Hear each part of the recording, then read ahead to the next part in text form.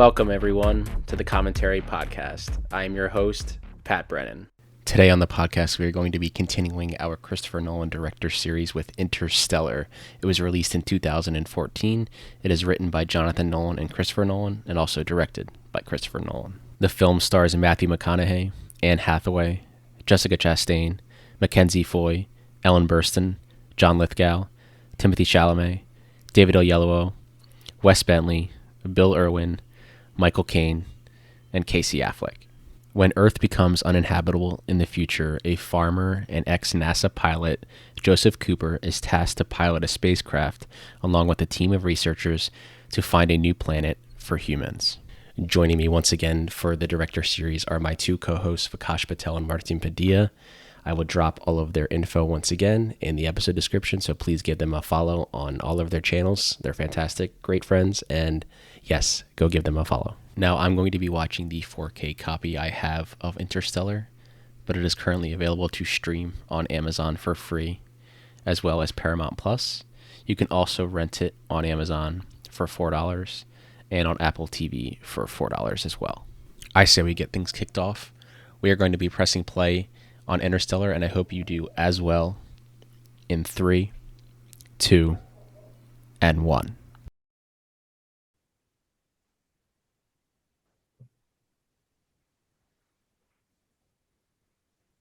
Here we go.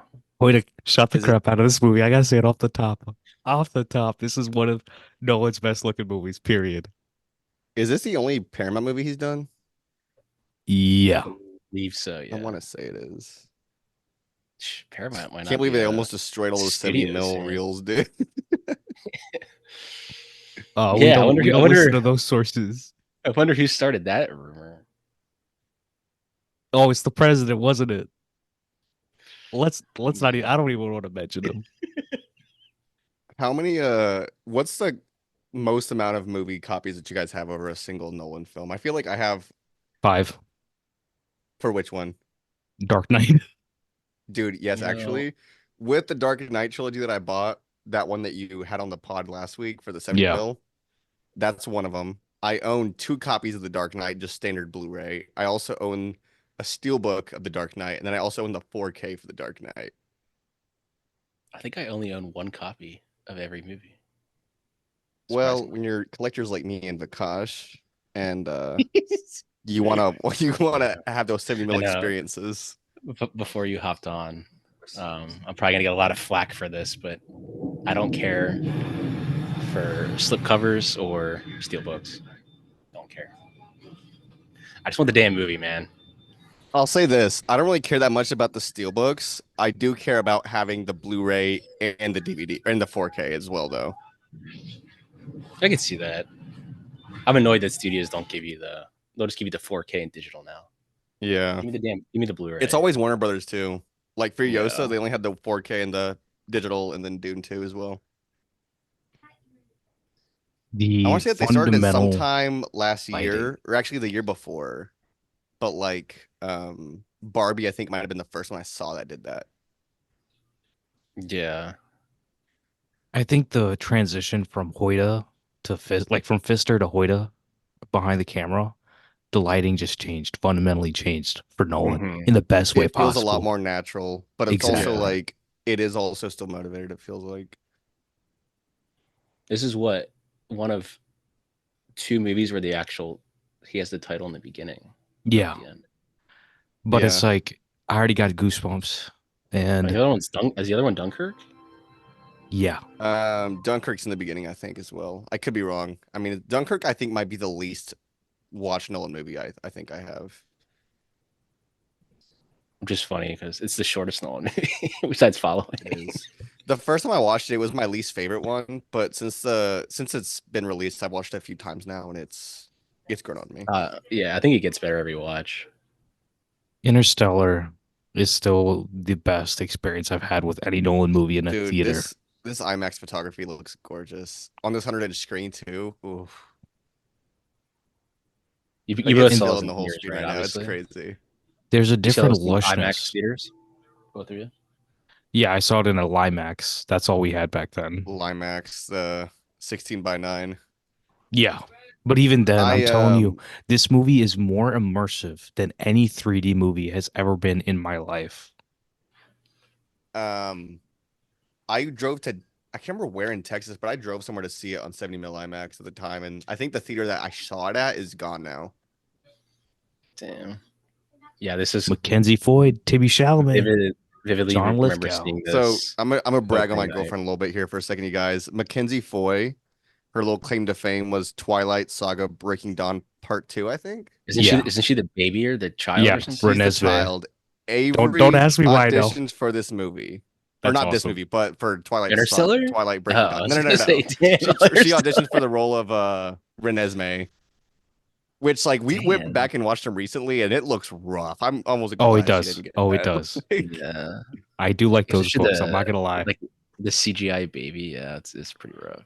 she's not like she's a good actress now, I think. She's just not in a lot of stuff. She did that, was it the Nutcracker in the Four Realms movie? Yeah. Oh yeah, she was in The Yeah. Conjuring. Yeah, she's like the daughter that like falls asleep and like the demon like tries to lead her up the stairs. Imagine falling asleep and there's a demon in your house. Freaking idiot. Yeah, fucking loser. Couldn't do that. I'd be stay awake all night. I have a jacket that looks just like this, the one that McConaughey's wearing. I swear, such a nice Did you jacket. get it? Did you get it after this? No. Share I with had me. it beforehand. I Oh, probably you will did. buy this same jacket at some point, though. I'm not gonna lie.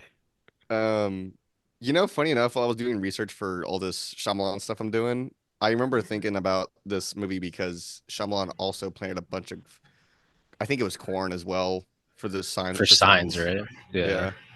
But the fact of Nolan, like whatever, planting the corn is definitely much more famous. Didn't he grow like 500 Yeah. acres or something of it? And then And he he sold sold it. it. He sold Sold it. it, He made a yeah. bunch of Sold money it for a back. profit, yeah. So they shot this in Calgary, and it looks fantastic. It's like not only did he get the budget for this movie, but he was also able to like give him money back. That's crazy. Yeah.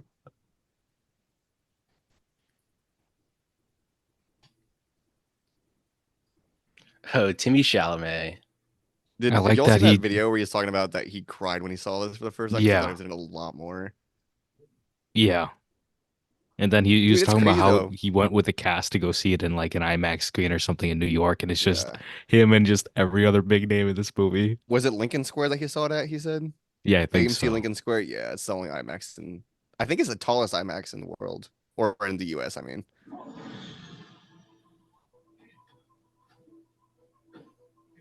Damn, The he's just like cornfield chase, man. I was listening to this on the way to work.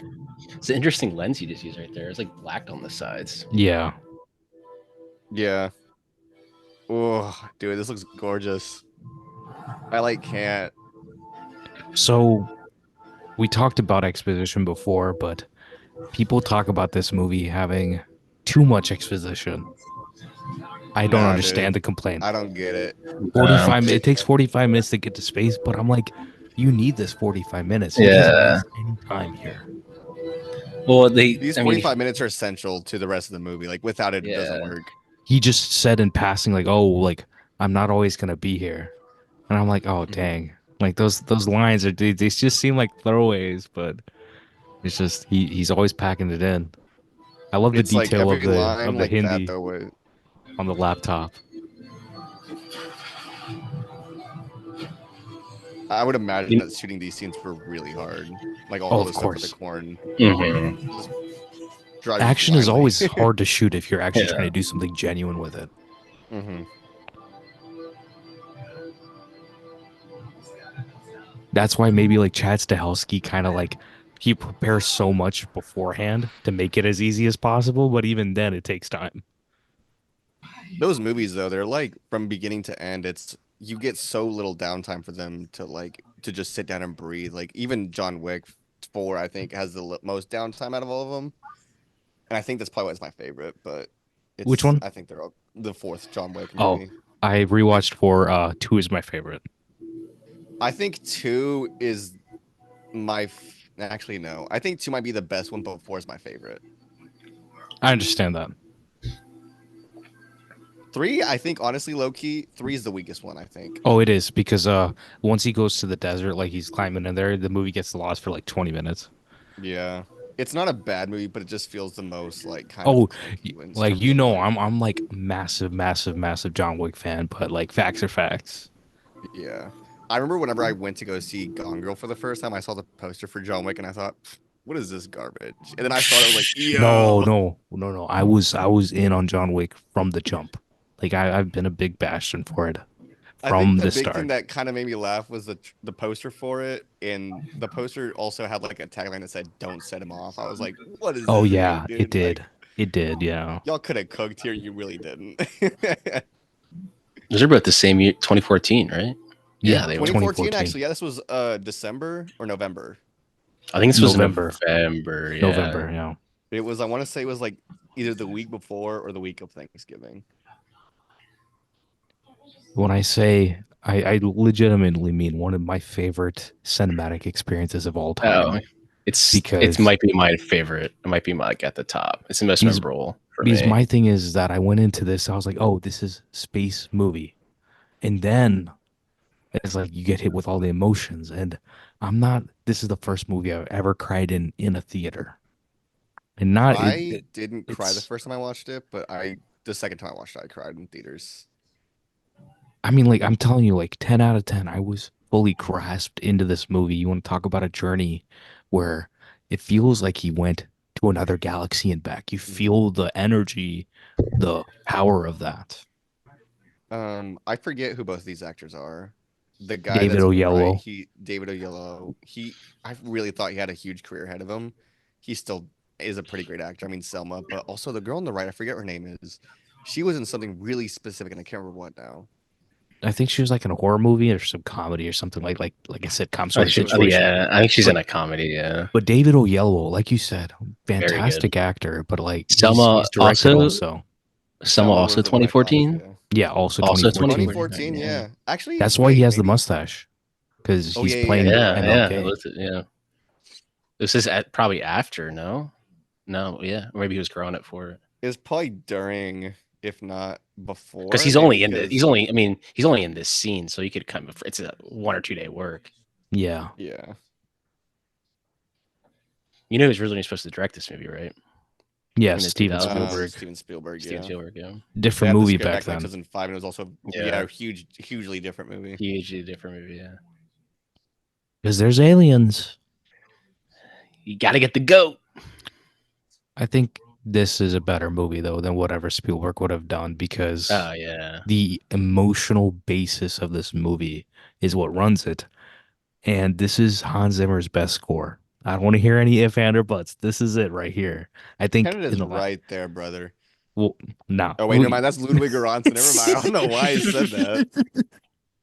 no, but but I think like didn't Nolan say he didn't even give him the script? He gave him like He gave him a a l- word, or or he something. or he it gave was Yeah, him like a like a little message. He said like something yeah, about like a man trying to like talk to his daughter or something like that, or his yeah. or son. about his son. Yeah, yeah, yeah. Yeah, Because he said that he wrote it like he wrote "Stay" off of that. Mm. I love when people are like, "This is McConaughey's like Renaissance." It's like he started out as a very serious actor, and he just did a bunch of rom coms because they were going to pay him $15 million each. yeah. Like, I watched. We he's a never really fucking talked about Amistad. Contact too much, but it does kind of remind me of Interstellar a little bit, and he's also in that. Yeah, Contact. That being said, I don't think he was that great in Contact. But he's got a great head of hair in there. He's got a great head of hair. I'll give you that shit.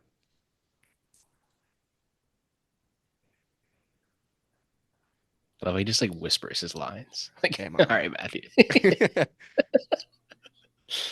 Have y'all seen that? Uh Was it this SNL commercial or SNL skit where Jim Carrey is doing the Lincoln commercial? yeah, Yeah. yeah, yeah. With the boogers on his hand. Yeah. Yeah. Yeah. So the guy who records, I think his name's Willie Burton.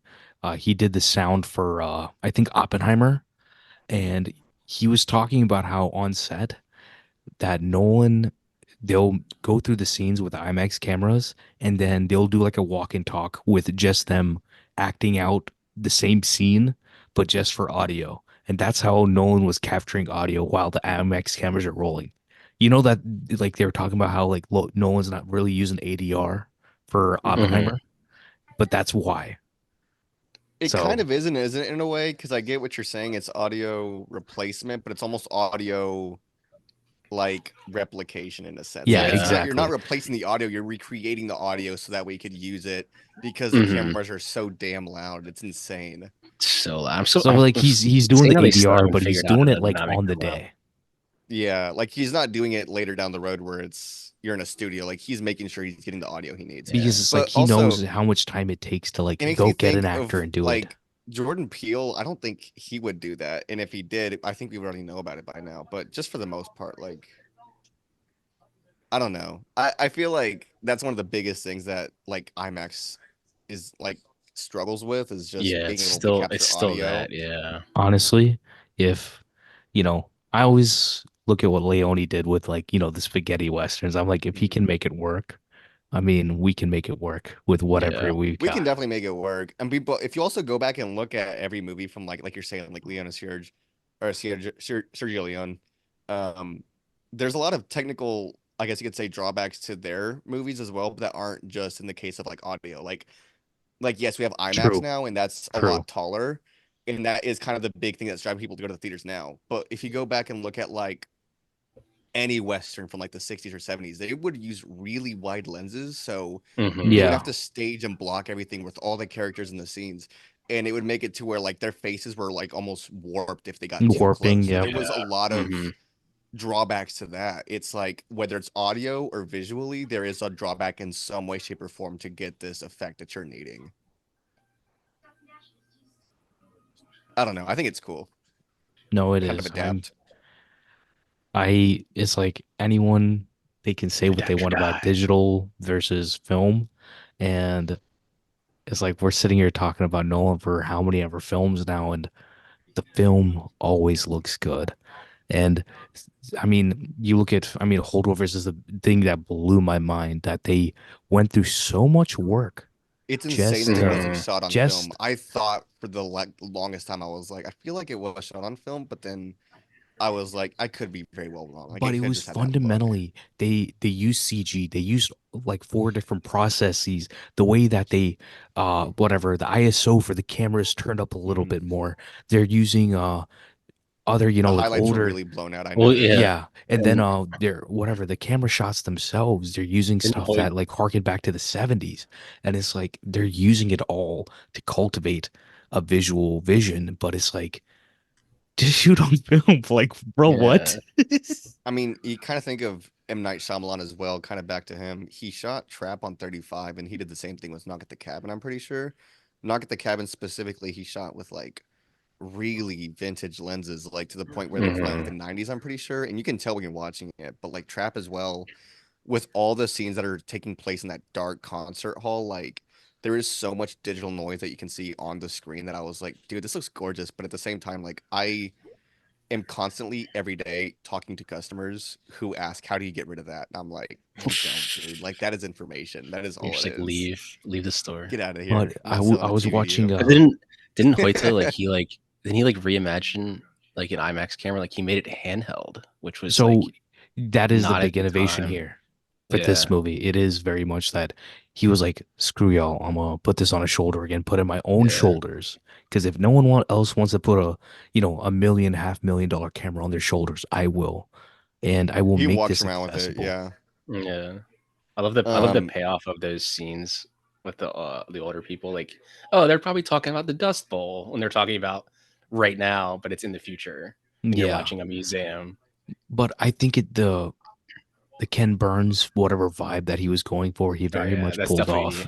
definitely a Ken Burns. Like that's like the pinnacle Ken Burns lighting right there for those interviews. Yeah, Hoyta definitely. You're like, oh, I want to do Ken. No, he Yeah. literally mentions Ken Burns. So it, He probably literally called him like, "Yo, can you help me with this?" I forget that Casey Affleck plays older Timmy. I don't know why. Yeah. Every time he shows up, I'm like, what the fuck is he he's doing here? it's because if you look at the entire like narrative list of like all the actors, he's probably maybe eighth on the list, which Yeah. says Same something. thing with Matt Damon. He Yeah. just shows up in the middle of the movie. Not Matt Damon's higher than him though. Yeah. I mean, Matt Damon also, I I feel like, is a remember bigger actor. I Yeah. remember Oh when man. it was coming out that Matt Damon was in it, and I was like, He's in Totally it, and forgot about it. I thought he was just making like a. Maybe he's like when I saw like Tars, and I was like, oh, maybe he like becomes like a robot or something, or like And one then of he those shows like up in the movie. You're like, oh, he's monolith. here. Yeah, You but forget. when I remember as they were unzipping it, I was like in my mind, I was like, oh, here's Matt Damon right here. Oh, And then I remember someone behind me going, going, yo, Matt Damon's in this. Like, yeah, man, we can see him. Like, we had or like I saw the news for it, and then I avoided all the trailers besides the first two. Anyone listening, go watch the first trailer for this, like the teaser one where it's like McConaughey is just narrating a bunch of like archival footage from like the space Mhm. race, and it is still one of the like I still get goosebumps. It's such a Yeah. beautiful trailer. The IMAX trailer is great too, and it has like Kennedy talking over it. It's Lord Farquaad. John John Lithgow is Lithgow. fantastic, I forgot he fantastic plays Lord actor. Farquaad. Run, run, run as fast as you can. Run, run, run. I'm the gingerbread Some of man. some of you may die, but that is a Some of sacrifice I you really may die. He actually has he's in the Old Man for FX that's coming back soon, and Dude, you it's It know is. literally who I him and think of Jeff him as It Bridges. now? It's is. awesome. I think of I've him as never heard of the guy FX. from What's that? Dexter. Dexter He's season always 4. Lord Farquaad. Yeah, He's always Lord Farquaad to me. And then I the dad mean, in Third Rock from the Sun. I don't know. I've known him from so many different things that like He's in a lot of it's great never. stuff. Yeah, I mean, like I know he's in all him. that jazz. Yeah, He yeah. isn't all that jazz. You're right. He's That's been really young on. in it too. That's what's crazy. Yeah, Yeah. I've got a recent itch to rewatch it for the last couple years. I still need to do it. This is like a when we were talking about when we watched Back to the Future, like it's the same premise. Like he's already done this. Yeah, Technically, he's already done it, which is like weird to think about. Like you've already done it. Like but you're already there. Like I think this movie, Everything Everywhere All at Once, and then maybe Origin are all movies where I think the emotional payoff that comes later in those movies, the third acts of these movies, they're so strong for me that if I think about them Hmm. enough in the first act, I might start crying because which I is went. interesting because um people hate this movie because of the third act. The ones of you that Yeah. hate But this movie. okay, let's have this conversation right now. I know a lot of people who think this movie is like his weakest movie. Anne Even though they think Hathaway. it's just all I'm sorry, spectacle. sir. Yeah. I've Okay, when seen Anne Hathaway says the whole thing about love, what do y'all Yeah. think about It's a that? science you don't understand. I think it's earnest. And I Or think I that's mean, not, what like people don't not I about think it. appreciate It's people anymore. like they think it's cheesy, but it's like It's I mean, sincere.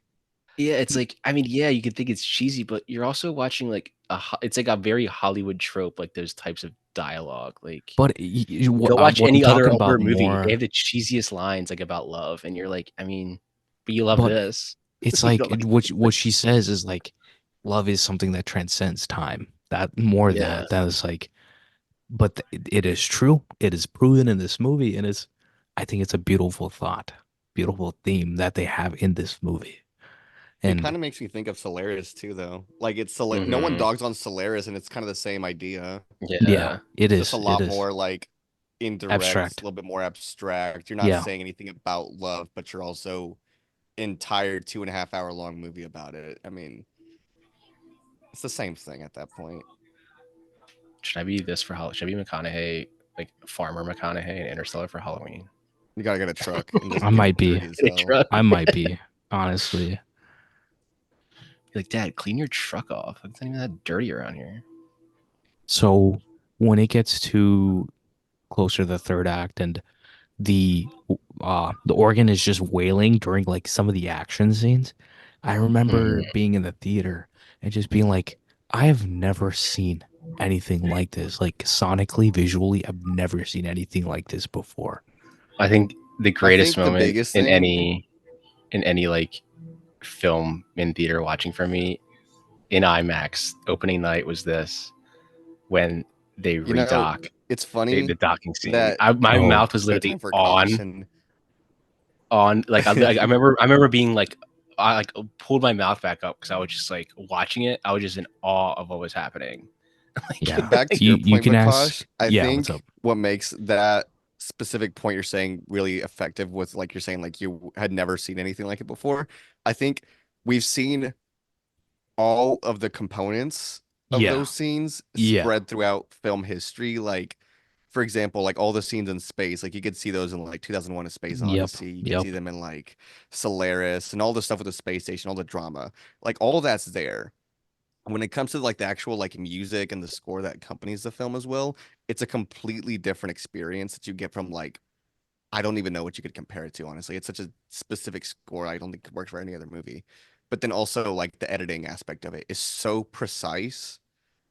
Like when we Yeah. get to it, you guys will I forget how good the editing in this movie is, especially like all the stuff in space. Lee Smith, while he still edited for Nolan, I mean, before what's his name? Sam Mendes took him for like Spectre, I guess. He took Hoyto for Spectre too. And I was like, I know for a fact that Sam is just taking the people that Nolan works with after making Skyfall, which was, a Nolan. It was literally the Dark Knight for James Bond. Yeah, which is funny because he used Deacons in that. It's like, why not just use Deacons again? But okay. I can't ever forget that I met Roger Deakins. That's crazy.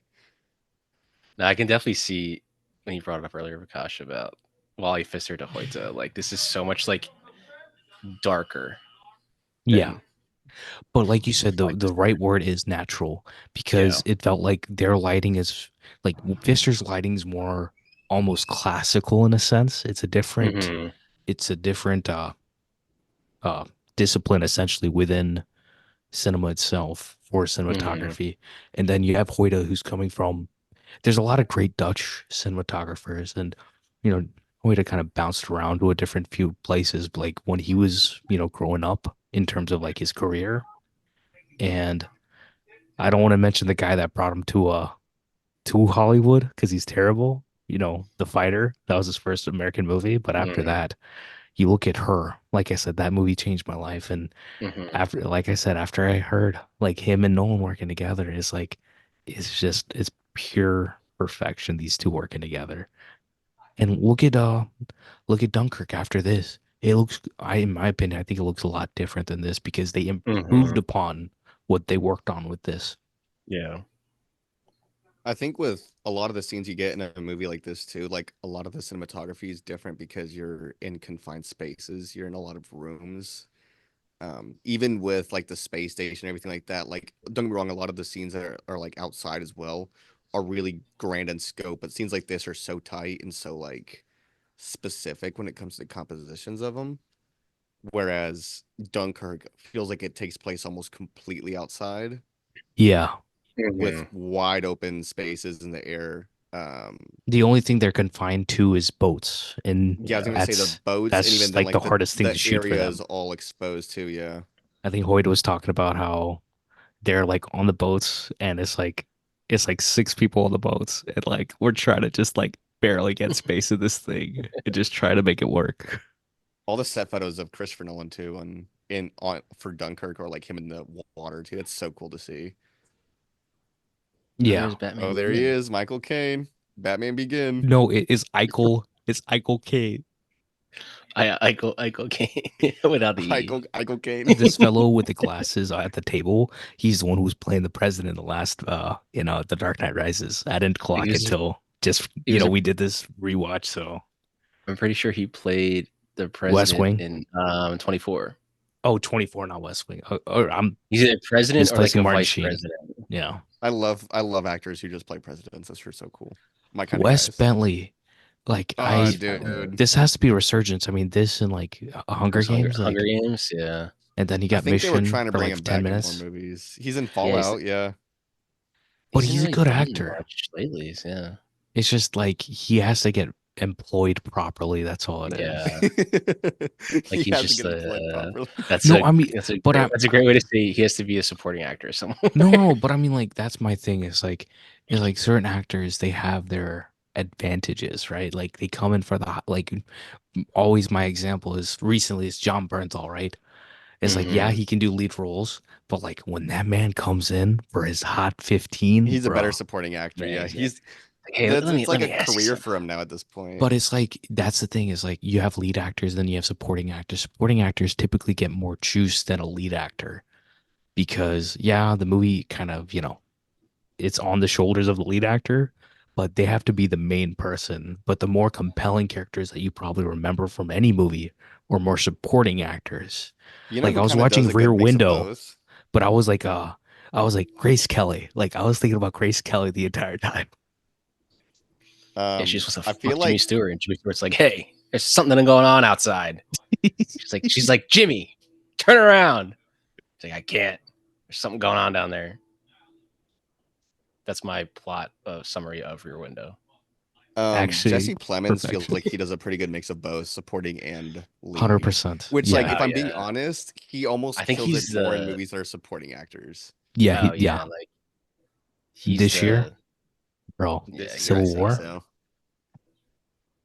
Which he was even supposed to be in that scene. The person that dropped out like 3 days before or something. Yeah. Kirsten recommended him to Alex, I believe. She said, Yeah. "Hey, My Jesse's husband free." can act. My husband's an actor. My husband's literally here, and he's one of the best actors we have in Imagine America. Alex Garland didn't know that she was married to Jesse Plemons, Yeah. and she's like, "Hey, my husband can act," and then he just shows up. Your husband? No, it was definitely Alex just being like, "Hey, we're in a pinch. Can Jesse come and do this for us?" For like, I think he did it for what, 1 day.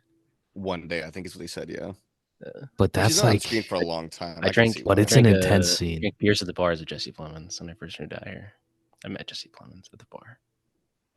You met Fun Jesse fact. Plemons at the bar and didn't take a picture with him? Nah, man, Was he with his I'm wife? not gonna do that. No, He it was. was. He wasn't with. Genuinely, I was any I'm friends with somebody, who knows another somebody. actor. Her boyfriend knows him like really well, and we were at the bar, and they were like, Jesse's coming, and I didn't really put two and two together. And then he Jesse's walks coming. in. Just, who the Then he fuck is walks in. Jesse?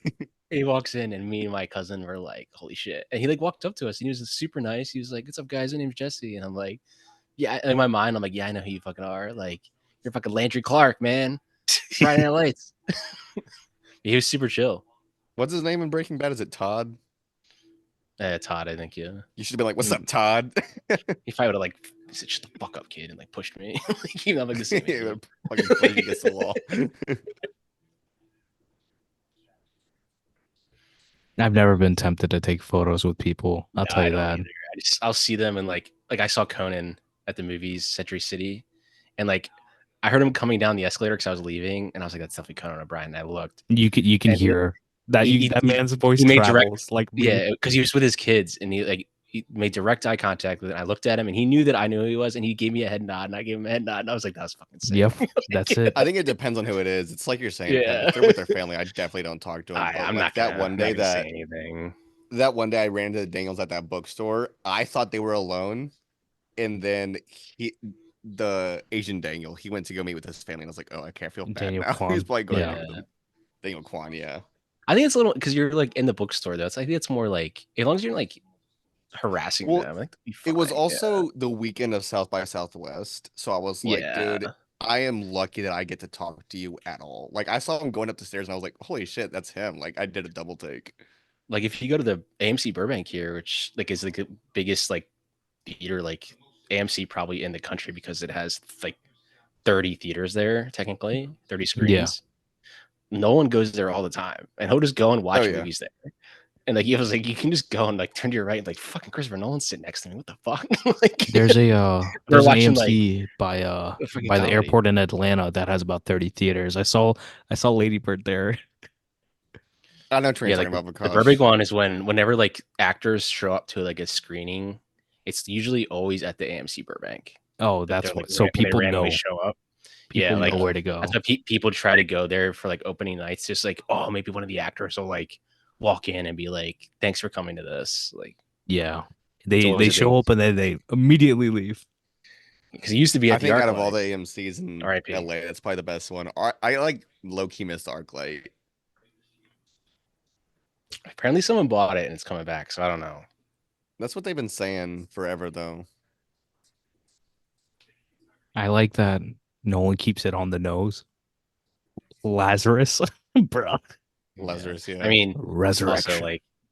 Also is like Tars and Case are just literally just 2001 Space Odyssey modelists. Like, yeah.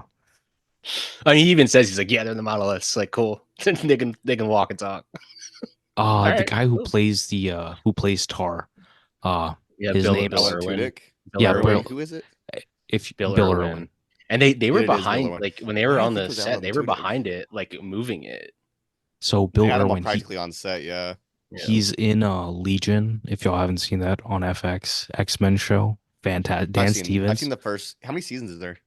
Damn, we're getting 3. 3 seasons. We're I've getting seen the multiple first 2 FX seasons. plugs So today. Bill Irwin is the guy with the glasses. That's kind of merging with the younger girl Amber Mid Thunder, who was in Prey. She's awesome.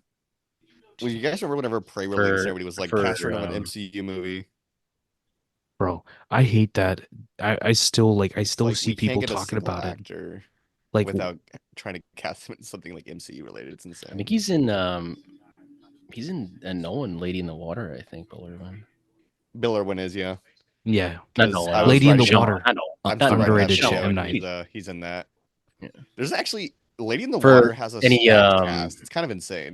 Yeah. for any This Is Us fans, the iconic moment of the dad dying, the doctor delivering the news Yeah. to Mandy Moore is Bill Irwin. Oh, it's in this place. Oh, okay. I've seen the first season of This Is Us. like the scene that I've everyone was never waiting seen for when that. he died, when Milo Ventimiglia died. Yeah, Also, yeah. almost hit him in the car with my car in the parking lot at work. So Bro, he you would have darted out. cost some people a lot of money. Like I like Sandy, he was like, oh, he even said, "Oh, I'm so sorry," and I was like, "Oh, you're good." And he like waved, and I was just he like darted out from. He was definitely running to the elevator. I think he was late for something. Yeah, that's on him. I was like, I almost said fucking Jess from Gilmore Girls. Oh no, that'd have been I like bad. the That'd been really bad. I like this lab. It looks a little futurist, but it very much looks like a biology lab. Oh, It we were doesn't talking look about like the over the top, and like it's trying to be so futuristic that it like oversells itself, if that makes sense. I think there's a beauty behind keeping the chalkboards too. It looks Yeah. cooler than having the If you had a whiteboard, it would look, I think, a lot less appealing. With something corny. like this, it also kind of It also looks Michael corny. Caine's. It's supposed to be Michael Caine's office, so I think it also kind No, of speaks to tradition for him. But it's like the drama of it is when, Chastain's on it and she's trying to figure out the message that her dad's sending her. And Yeah. it just looks that much cooler that she's doing it with chalk. Jessica Chastain, by the way, saw her live in a play in New York for Doll's House, I think is what it was called. She is incredible. Just throwing that out there. Yeah. Yeah, we She's love her. honestly like I agree. she was in it, and then I forget what the dude's name is. He's in Succession. He Which one? I'll find his name real fast. Hold on. He was in Succession, but he was the dude that's friends with Ken. You're talking about Moyed. I know you're talking, Yeah. I know you're talking about. Yes, he's I in was just Spider-Man watching, No Way Home for like 2 seconds. I was Yeah, watching yeah. White Collar, and he shows up as a guest star in that. He's also a guest star in Yes. Elspeth as a murderer. He's a New York actor who who needs the work, and Yeah. he always comes in. Ari, he knows what he's doing. Cool dude. Okay, that's the thing though, is when we went to go see that play, I was excited to see him. Yeah, I was excited to see Jessica Chastain as well, but I was almost like, I want to see more of him. Like I like him a lot. And then she stole the entire show. Like she is so good. yeah. I like I told you, I've seen the videos of the end of the show where she ends up outside or She something. walks out into she The walks street, out into traffic. And everybody for a second, I was like, is this part of the play? And then you just realize it's just outside. I was like, what the hell's going on? Yeah. It's a great play though. There's a play that's happening. Something's happening in New York that With me and Zach the were guy that plays contemplating. Kendall, or who? No, it's something recent. Like me and Zach were contemplating going to New York to go see something. It's someone like a Denzel or somebody is like back on a Broadway or something. Denzel. Someone big. I've been wanting to go. We and Avery have been wanting to go see that play that Jeremy Strong is in. I think it's called Enemy of the People. But that looks great. I want to go see it real bad. My middle school teacher, like drama teacher, he's the one who he was showing us 12 Angry Men, and he showed us Sweeney Todd and Oklahoma and all like Romeo plus Juliet. So he was giving us the cinema, but he was also giving us the theater. Like the plays, yeah. So it was like Yeah. so it's like the actual shows that they had. So it's like I'm a big fan of theater, even though, and obviously I went to an arts high school and we had theater majors, and the performances, like, they're just fantastic. And big respect for that the craft of acting and stage work and Broadway. It's like I think Daniel Kaluuya talks about it. He's like, if you want to go to the gym as an actor, then doing plays is yeah. that's the Oh gym. yeah, that's like they say that's the pinnacle of acting for them is stage work. That movie I saw last night, Vikash, I think we were talking about it, Mass. Yeah, So me fantastic. and Avi were both saying, yeah, amazing movie also. But we were both saying it would work really well as a play. But Oh, on top of 100%. that, that was another movie that I would say, like the use of the lenses, like the really wide lenses, is something that I noticed towards the end of it because there was scenes where like you could see someone's corner or someone's face in the corner and it was like warped. Yeah, And I was yeah. just like, that is such a wide lens for such a small space. It's insane that they're using it, but it works so well. I'm distracting myself because I don't want to cry. Is Ann Dowd in Mass? Yes, she Dude, is. Ann Dowd is Fantastic. incredible in that movie. I'm gonna And say it right now. Every single person in that movie is absolutely incredible. I'm oh yeah. actually Ann Dowd, surprised that they Ann haven't given Dowd in her the more is attention. wait is Bill Camp in Mass or no? No. It's Okay. forgot the fellow's name, but no, it's not Bill Camp. If it was Bill Camp, it would have been elevated to a different level. Yeah. I mean, Jason Ann Isaacs Dowd was and in it, but Jason Ann Isaacs. Yeah, Dowd, it was honestly like, I think Ann Dowd Ann was the best one of the Dowd's. whole Yeah, my thing. favorite performance of hers is in The Leftovers. Yeah. I saw the first season of that. I haven't seen past Also, it. oh, that's It one of gets the The best other better. shows I dad think is I've Reed ever Birney. seen. Season two of The Leftovers is one of the best seasons of a television show I've ever seen. And then when True. Bill Camp comes in, oh, He that motherfucker. incredible. Stay, make him stay, Murph. Bro, chill. Don't let me I'm not leave, Murph, trying to. Murph. Can don't y'all let me stop? leave, Murph. Don't let me Chill. leave. Stop traumatizing me.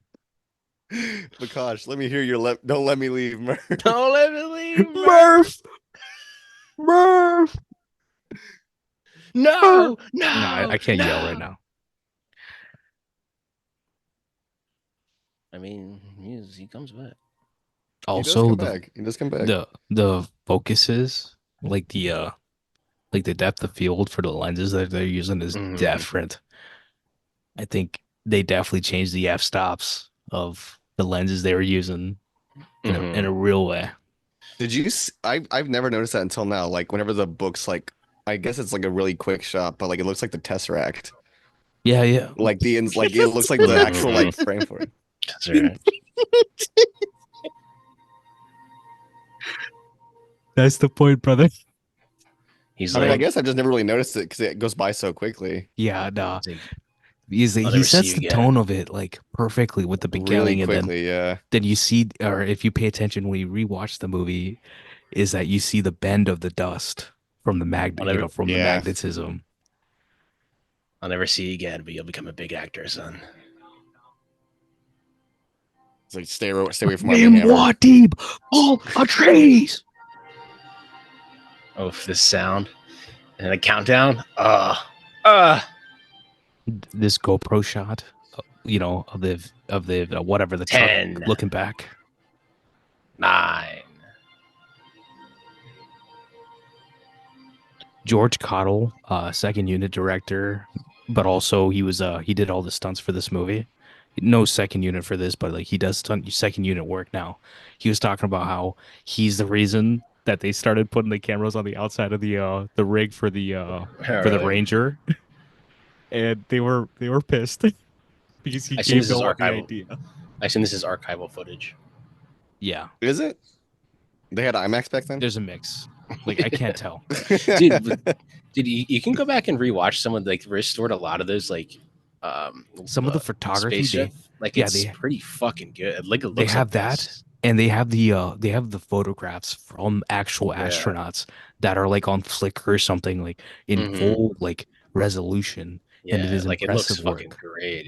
Yeah, because I used to have one as a background, and I was just like, this is the coolest thing. He's already left something behind. He left his family. He's always got to leave something behind everywhere they go. Where's Vin Diesel when you need him? Vin Diesel's Los Bandoleros. Dude, I mean, actually, I think there's a scene where you can Tyrese is see up there the with him. car in space. Yeah, Tyrese is Yeah, up there. Tyrese. You can see it floating somewhere in space. You don't see him and Luda out there? Luda! He Luda. just drank a bunch of freaking water from a glacier. Boy's probably dead by now. Yeah, he hasn't. I He mean, hasn't. He glacier hasn't water, made clean water. any other social media posts since then. So maybe He he's a hasn't posted superhero anything now. since then. He's probably dead. He's probably in that glacier. He's either dead or he's a superhero. Nah, Jim Cameron's gonna save his life. He'll know the way. Yeah, because when they go to was it Pandora. Doyle's planet, they leave what's his face behind, or Doyle behind? Not Doyle's planet, but they leave him behind on that planet. They leave what's his face behind on Matt Damon's planet.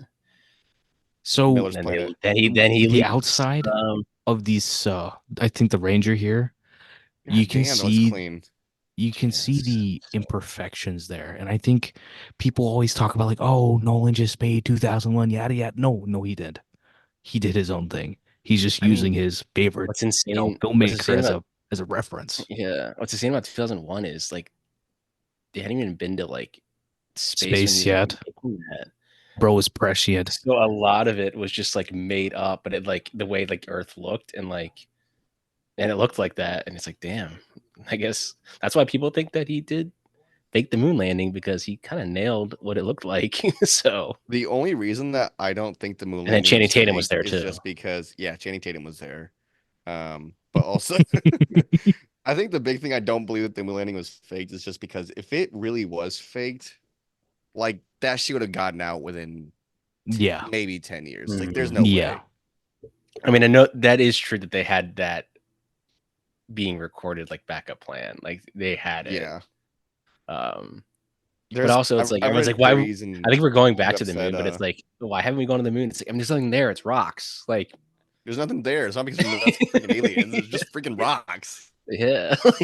So And one of there's the also best Transformers from the choices dark side of the moon. that Nolan and Hoyta made with this was no wide shots, meaning like you're not getting an establishing shot that is like, 100, 200 yards away to show the entire, station or anything like that.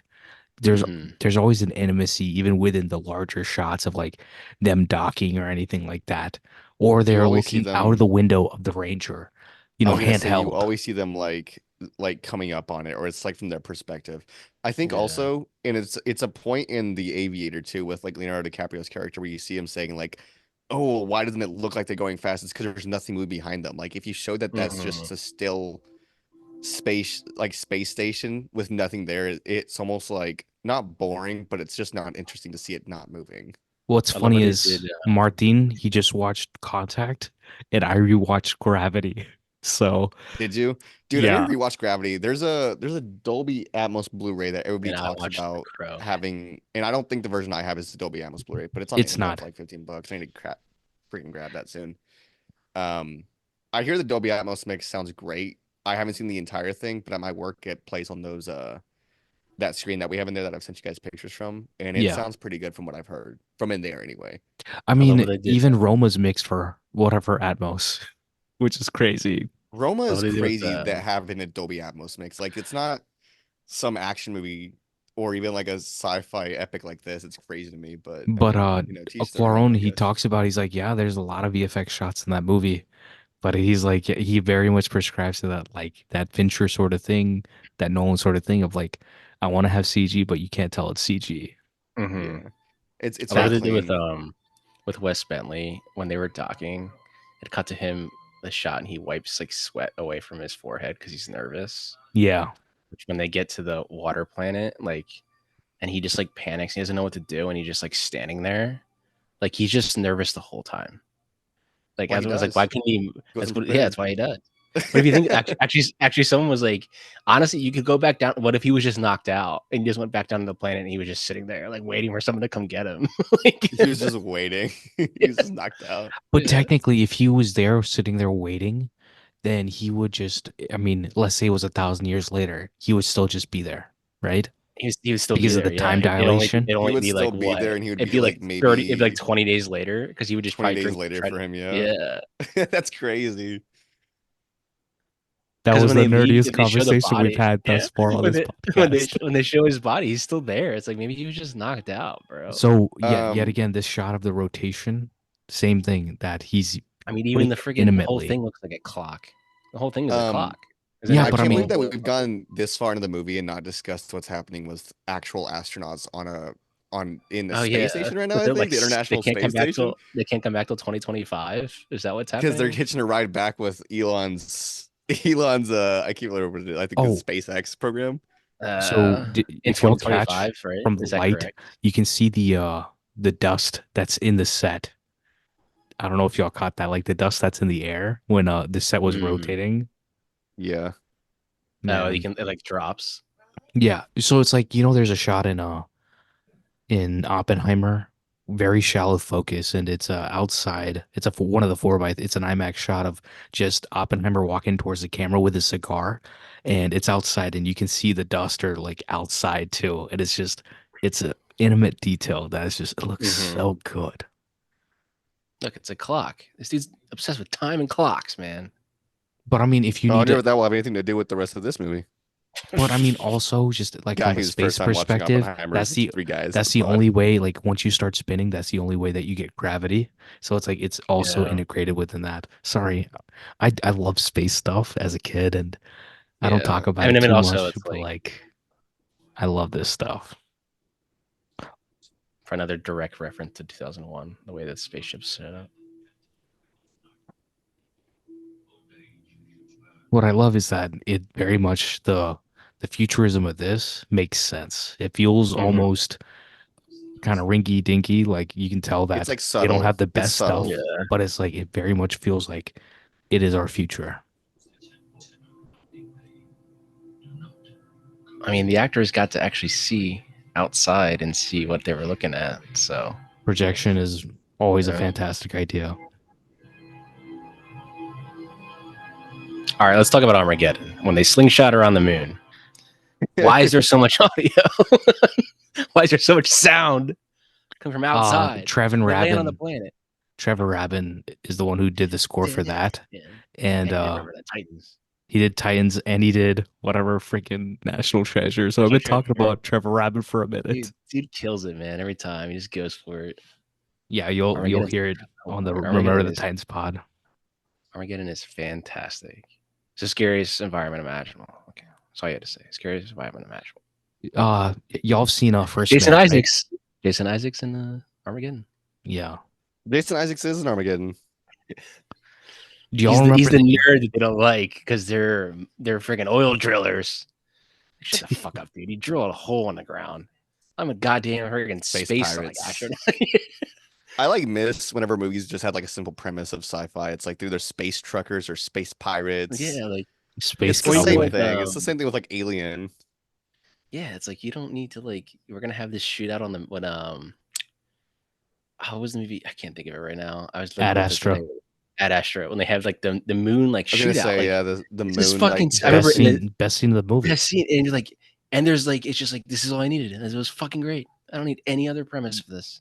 There's a Ad shootout on Astra the is moon. like insanely underrated. It's also It's so I underrated. kind of want to see his director's cut. I know that he said that it's actually shorter, which is very rare for director's cuts, but He I probably don't know. I cut that kind of want out. to see it. He said that I think there's narration in Ad Astra, isn't there, or is there Yeah, not? there is. Yeah, I think If he I said that remember his right, yeah, version there does is. not have narration. It doesn't So it's need like- it. Also shot by Hoyta. I mean, and plus it They feels different. It feels completely They different. pulled a freaking Blade Runner on us, yeah. on James Gray. Yeah, I don't know. The Ad Astra, I was waiting so long to see that moving, man. And you could just tell something was going on. I I still hope love it. nothing's going watch on that with movie 5 out of behind the 5. scenes. Mickey 5 out of 5. 17. Because Still loved it. 5 out of 5.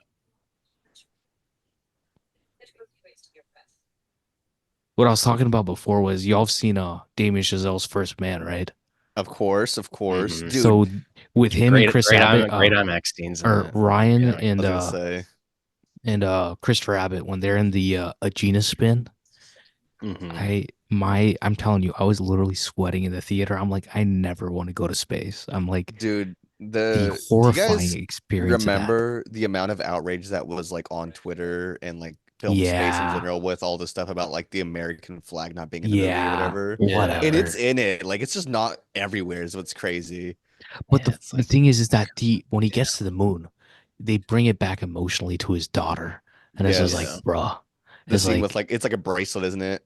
yeah. Dude, I will say that everybody, I think I heard for months everybody saying that it was like emotionless because it premiered at a festival, I can't remember where, but they were saying that it was like an emotionless movie, that it was just such a cold movie about But like an the problem is emotionless that person. Neil Armstrong is a real person, and hey, Yeah. surprise, these dudes have a stick up their ass. I don't know what to say, but even the person who is like that as a character is still an emotional human being. I don't know what to say, and Yeah, I think the I way don't know, Neil Damien man. I wrote Armstrong, it is cried watching it first, fantastic. man. and I Neil cried Armstrong was watching even it like he was whenever. like a closed off person too. Like he was very quiet. Like when he was gonna be like over the top. Dude, with the shot though, when it comes and it goes outside the lander and it goes right onto the moon, and just goes dead Bro, silent in yeah, IMAX. The Oh IMAX sequence starts, dude. Yeah, yeah, you can I was just gonna say feel the air the come out of 4K for everybody's it. butts yeah. for that. Like I it's want to say the awesome. Blu-ray probably has it too, but the 4K for it, I remember seeing it for the first one. I was like, dude, like this is insane how they did this. Yeah. And they shot This is 1635 and IMAX film for that too. And it is the same team that made La La Land, and they went and jumped over every single hurdle possible to make a vastly different movie with First Man. Michael Vikash, did Caine dresses you? like my grandfather in this. My grandfather I guess you dresses like guys Michael both saw Caine it in in real life. theaters, but Yeah, you guys saw Furiosa IMAX or Dolby? pure IMAX. IMAX. I saw it in IMAX as well.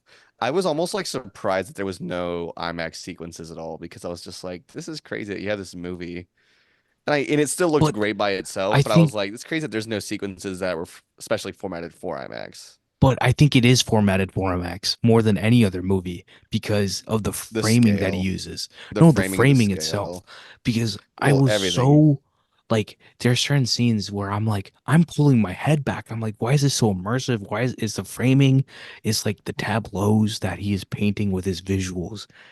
And it was perfect. And I'm just like, y'all saw cinema and y'all like, it was slow. Dude, It no, is. I'm like, come on, the first y'all. time I saw it, I don't think I thought it was slow, but I was waiting for Anya to show up for like 50 minutes. Oh, And then I the second time I saw it, I was just all in. I was like, oh, this is awesome. I love Hmm. this.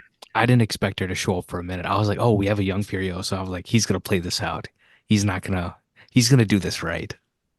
I knew she was going to be on screen for a minute, but it amazed me that it was almost literally like the first 50 minutes. I thought 30 minutes max. It went by fast. It It went by does go by so pretty fast. fast. I mean, more 2001 references of Jupiter. Pretty on the Saturn. nose, but or Saturn, sorry, yeah. Sorry. Sorry. Speaking of IMAX No, you're right. sequences, did you? I know you haven't seen Romulus yet, Vikash, but No, um, sadly. Pat, did you see IMAX Romulus? No, I just saw it regular. Did not see Um, IMAX. you see, it was framed for IMAX the entire time I was there. Like the almost the entirety of the movie felt like it was IMAX. No, it was. It's like Yeah, I looked it up after you said it. Yeah, it's fully IMAX. I I think really they're enjoyed opening. Romulus. I really enjoyed Romulus. I think people are being a little But over people are always like critical that, on Pat. it. I don't know why. It's like, Yeah. I mean, I guess you could say it's the same thing of me being a little on the nose of like Deadpool Wolverine. It's this, I guess, but like, I don't know. I liked Romulus. I didn't like that one part in it at all. That I'm with you really there, took me out Pat. of it.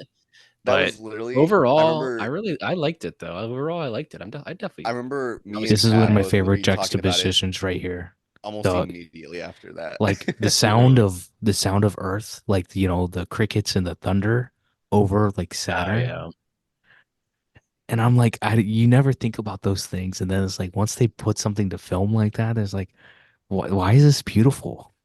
you should watch Lawrence of Arabia. Bro, I was just Right. watching Lawrence of Arabia this week. Like David does. It David just is, wanted to watch Lawrence of Arabia. I don't understand why they all bothered him while waking up. bro, Prometheus, man. Wait, is that Prometheus, right? That he's Prometheus, I doing yeah. that? He just when watched I went to Lawrence go of see Arabia. Lawrence of Arabia, and then I came home and I saw Prometheus, and he was watching Lawrence of Arabia, and I was just like, dude, I just watched the same movie. Like, He just wanted to watch Lawrence of Arabia, and everyone But decided to wake up at that time. Like, the beauty of Lawrence of Arabia. Okay, if anybody is listening to this and you haven't seen Lawrence of Arabia, please go watch out of it. your way, pay the money, Go One of the best buy that movies movie ever made. and watch It's it. gonna be a lean Beautiful night. movie. A lean night. You know, that She was told filmed me. in Kennett. That was in Kennett Square, Pennsylvania. One of the first like big YouTube videos. That dude went to Kennett. Yeah. That's got to be the first trip that Pat makes or Vikash makes where we all just watch a movie together for theaters if that ever is showing on 70 mil sometime. I gotta do it. I If you really guys do. come out here, It's a bucket list movie, man. You come out here, we'll hit Tarantino's theaters. Beverly Dude, and let me know Most when definitely. you want, and I told you I will go out and visit, and we can go do that. Dude, just come out at the same time Vikash is coming out. That's why. Next year. That's why I put Vikash, it when in are the you chat. going? Bro hasn't read the text today. That's all it is. We're trying to figure Probably it out. March or April next year. Or no. It'll be later in the year. Later in the year. You know, honestly, I could probably pull that. I could do that. It'll be later in the year. I'm trying to figure out Go to when AMC with Burbank, Zach. run into Christopher Nolan. You know, Nah, just be Nolan, out there just with a sign take like you guys. Nolan. We made You a think podcast dedicated to you. You think he's a little Casio monitor with him? That Yeah, Panasonic monitor, man. I saw someone posted on Twitter and then they like sold out of them on eBay because someone Bro. posted it on Twitter. Oh, he probably has like 30 of them because he has he to. definitely It's does. like There's no way he doesn't have like a stack of them in a closet somewhere. I think Yeah. that'd be so annoying if you just have that around your neck like all day. I'd be like, But, this is like okay, I mean, every all I'm freaking picture saying- there is of him, he's got it Yeah. on. all I'm saying is, what's the difference between using that thing and just like a small HD monitor? Yeah, I guess. Yeah, it's the same thing. It's the same thing. Yeah, It's just like you have it in your pocket, you check your frame, and then just watch your performance. I mean, what more does he do? Like the thing about Nolan is that Dude, he trusts every this single shot- craftsman he brings in. the shot when they exit the wormhole in IMAX, I literally had to like look away because I was like getting like sick, like nauseous. Really? In the Okay. theater, yeah. In I the don't theater, get I that got sort of stuff. nauseous. I was just like, because it was like, and I was just like, like, I had to like hold my seat because I was like, oh my god, I didn't like that. This is into the nerdy stuff again. The portrayal of space travel and the wormhole and everything, or the black hole. It is. That's what I'm saying. beautiful. Like This people is like awesome. rip on it. It's like, I mean, he literally talked to like actual people that study this He stuff. literally Like, talked to Kip actual Thorne. got it scientists who- very, Kip very Thorne accurate to what it was. He won a Nobel Prize after this. Yeah, like this dude, like Kip Thorne also worked on Oppenheimer a little bit. Because, once you have a buddy like that, I mean, you're not going to let him go. yo, bro, I got more science stuff. Can you look at this?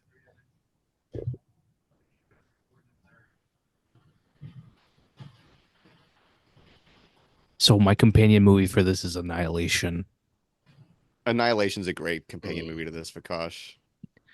Because, I mean, the companion movie to Annihilation is Stalker, like Tarkovsky's Stalker. And I didn't Here's realize your, that till recently. Here's your creation of okay. Adam. Here's your creation of Adam post painting. Bro. And they reach out Creation the of Adam. hands. I'd say my companion piece of this is probably The shower here. Solaris. The shot right here when they exit it. Understood. Boom. That makes sense. Right here. The shot in IMAX. Oh my god. I was like, oh. No reason why I say I this didn't is like that. that's like one of my favorite shots. There's a I lot of liked it, but favorite I didn't shots in like this it. movie. My body didn't head- like it. Yeah, my head was like it went down. I was like, oh, I liked that, but I didn't like it at the same time. But that's what I'm saying. It's like this movie, the way he made it, it feels like 3D. It feels immersive. But it's like creation of Adam. First handshake.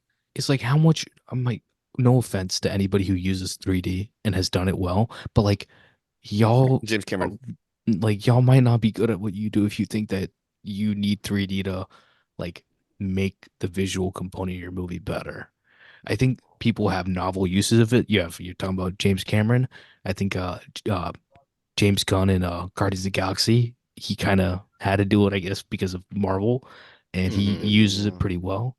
But it's like you don't necessarily need 3D. You can make like Furiosa felt like 3D to me. That world came alive to me. Gravity, I saw in 2D, felt like 3D. The only 3D I watch is James Cameron. Honestly, I don't mind else. 3D. Like if a movie has an option to watch in 3D, I almost always watch it in 3D, but not because I like care about the 3D. It's just because I'm like I'm curious to see what they could do with it. And almost every time it lets me down. Like in the time that I worked at a movie theater from 2015 to 2021 or 2022. Yeah. I think the amount of movies that we got in 3D that I was like, oh, this should be good because it's this kind Yeah. of story, this kind of character, this kind of But it's universe that it's mostly in, and it was post-conversion. always It's post, wasted. yeah. Yes, it was always Mostly post post conversion. conversion, yeah. I remember So, thinking like The Meg was a shark yeah. movie, and I Yeah, was good like, movie. this should be good for 3D. And It I wasn't. like almost fell asleep. I Nah, like hated Yeah. that yeah. movie.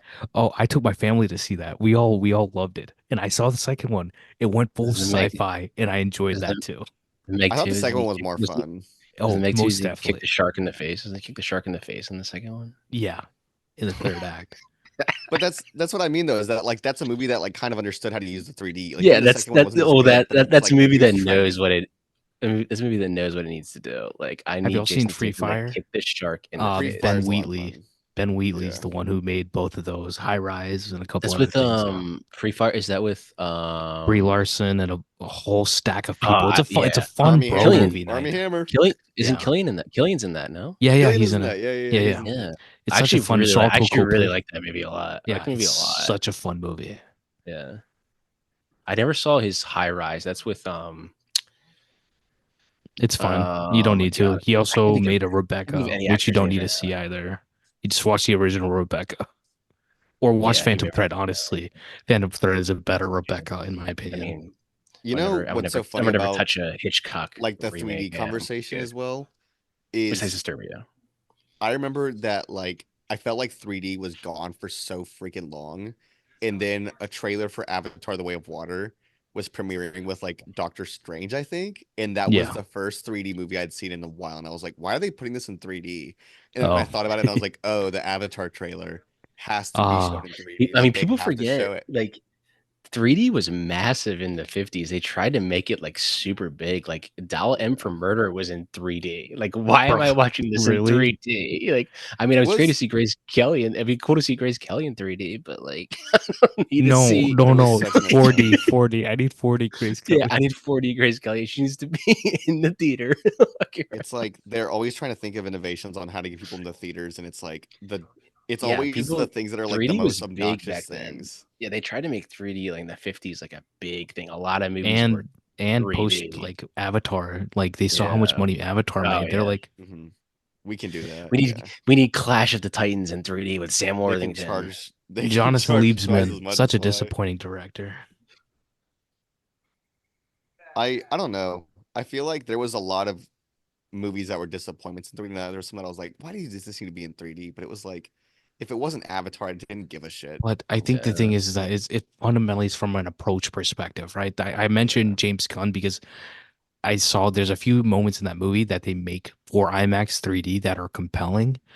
Star Trek Into Darkness, when the Enterprise takes off and there's this Okay, like actually, almost yeah, I'll give dust, you that. and you can see the dust. It looks beautiful, and it's like this one Star moment's Trek not. Into Darkness actually did look great in IMAX 3D. Yeah, That is true. I forgot about because that. it's like, but that's the thing, they shot IMAX film for some of that too, and it's like the approach and the artistic vision of it matters.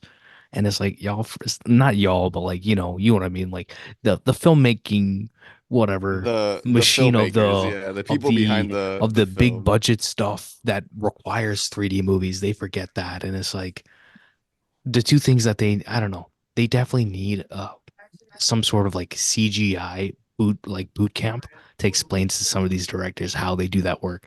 I was watching some behind the scenes thing for Godzilla minus one, and they're talking about how the director would literally just be on a rolling chair and he would be Dude, in rolling one from office, I yeah saw that. yeah, Yes, Mhm. and it's like every director needs to be doing that. he's rolling from a computer to another computer with a VFX artist and reviewing all the shots for the movie and giving them input.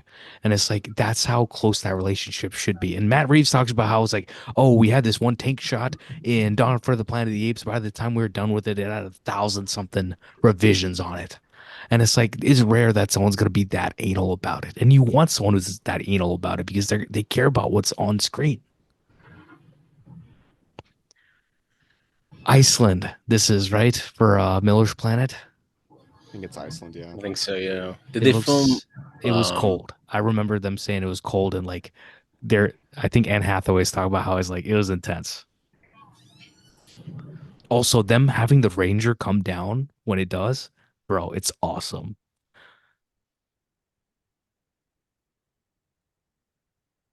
So, since the scene's coming up, I didn't watch any of the subsequent trailers, so I didn't know about this mountain sequence.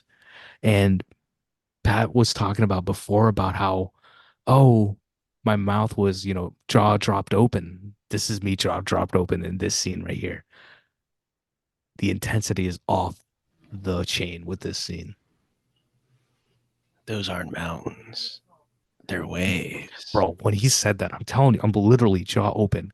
And Zach turns Nah, over nah, to me and he's like, nah, bro, now it's moving away from us. Just a Lincoln. Like they just landed a Lincoln. Yeah, that damn Lincoln lawyer.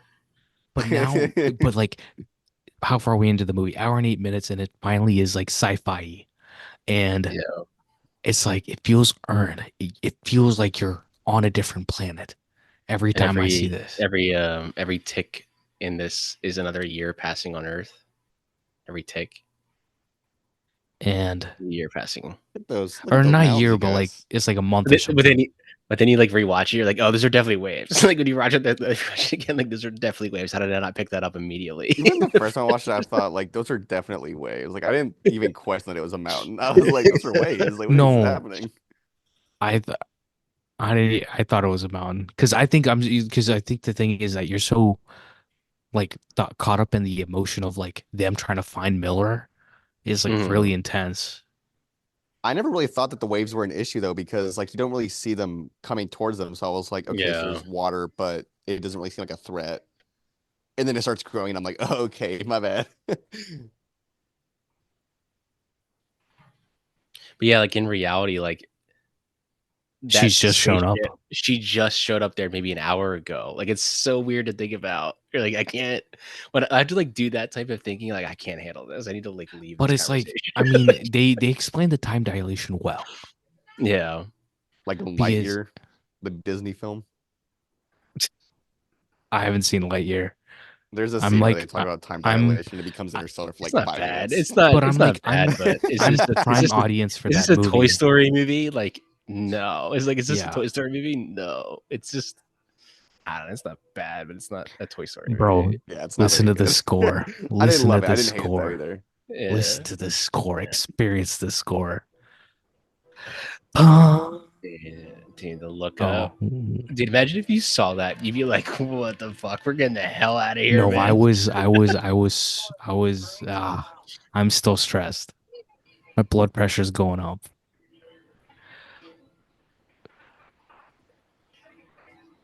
Yeah, because doesn't Anna Hathaway say like she may have only crashed like maybe an hour or two ago or something, a Yeah, couple hours ago. Like I think that's Anne. so weird to think about. I think Like, Anne said that she had a hole in her suit when they were yeah. shooting this. That's what it was. Oh, and like water was like getting in, and she got like Yeah, she got like really sick, didn't she? yeah. She had like hyperthermia, I think. I Because think the way that water's Case cold. looks is really cool. Yeah, it's Yeah, awesome. it Like they spins really like thought of the design of it this spins like a for clock. yeah, like a clock. Yeah. But yeah, even like Wes Bentley there, he doesn't even do it. He's not even doing anything. He's just like standing there, like, He could have helped her. He could. yeah. But I think He that's could the have gotten point. out He's of there just so like, quick. he's so like nervous and like he's not used to the He's gravity. Like he's just like he doesn't know bro. what to When he do. dies, the sound. Shh. Or is he dead? And maybe he's knocked out. He might And still he's be right. there, Dude, he's like body Pat surfing. said. He's body surfing the waves. Like he learned how to like surf or something. Yeah. They come back and he's just doing that shit from Surfs Up. Guys, where y'all been, bro? The practical effect of that water right there is so intense. That's so awesome, It makes me think of James Cameron and The Abyss. bro. They all hated working on that movie too. They So all said this that it was is like the worst experience ever. this is the most CG that Nolan has used for a sequence, but it looks fantastic. Like the integration between the practical stuff and then the actual CG. I mean, it's great. It's like a roller coaster. Yeah. Literally a roller coaster, dropping like Yeah, you're dropping like what 400 feet right now. Somebody would pay to ride this at I like would, Six I Flags. would, I would. Yo, Dude, like some of those like Universal roller coasters Studios, now, I'm like, open up the nah, Interstellar man. experience, I please. see some of those roller coasters now. I'm like, nah, man, I'm good. Like, I'll be down here while you guys do that shit. No, Honestly, this I needs to be love the kind roller of thing that you coasters. see at like an IMAX theater like once a year. Like it should just be Yes, tradition from now on. that's what I'm Yeah. saying. That's what I was saying. I was telling y'all before that if they released this in IMAX or even like showed it on film, like 70 mil IMAX We're every finally year, getting it, finally, people but would go see it every single year. They would be I mean making money Batman, every year. the Batman, Matt Reeves' Batman is in theaters tonight, and I looked earlier to see if there was any Packed. seats available just out of curiosity, and it was sold out. Yeah, I of think course. I think everything everywhere was released tonight too, and that was sold out. Yeah, IMAX. like Bro, people want to go to the movies and see their favorite stuff on the big screen. Like it's an Yeah. experience. but I think it also is an argument of like the compelling work that they're making, right? That Mhm. if they've made the compelling work, people want to go see it. And both of those movies have great visual compelling work. I mean, I I wouldn't feel be like because this was supposed to come out what next month? next month, Originally. yeah, Yeah, September is what they September. said. Because I Um, remember thinking like, oh, I'm gonna go for my birthday, but yeah, I remember. I think my I bet the thing, demand was probably too high, so they probably pushed it. And they probably didn't it's have crazy to enough like me screens that they were wanting to use, and it's like, oh, when I they go to Paramount any. burned the prints. Like, yeah, I'm sure they did, and they're probably just gonna burn the I would be prints. glad if they just released this in January. So it's like dead time They and could, yeah. they've got time for it. That's what they should Because do in January, man. I I'm mean, telling you, when I see this in Anytime that I go to like IMAX, in these anniversary studio dump. screenings, That's a studio they're dump always sold month out. is January. Oh yeah, dump month is January. Yeah. I'm telling you, when I see it in IMAX, I'm gonna be like, I get those goosebumps Dude, I every mean, time. I saw I'm gonna be elevated from this. like last year was Roman Holiday's 70th anniversary. I Yeah. saw like even just the like AMC near me in like Long Beach sold out. Like, Martin, how was Lawrence on the big screen? Was it Dude, like properly done? I because don't get me wrong. It's awesome to Fathom's hit or see. miss. It's Fathom's hit awesome or to see. miss, I know that man. we talked about it like the last podcast, I think, because it was Yeah. right before I went to go see it. We went to go see it, and I'm just glad I got to see it on a big screen with like a great sound system. Yeah. They were 100% playing that off of like just a Blu-ray disc. Oh yeah, no. Fathom is really like hit or miss. I Like, Don't get me saw wrong, I'm glad I got to see it, but it's like I have the 4K at home. I could have easily had everybody that's with me. dude, I And was just watched exactly it on my that's living my room. when I problem. saw That's my when I saw problem.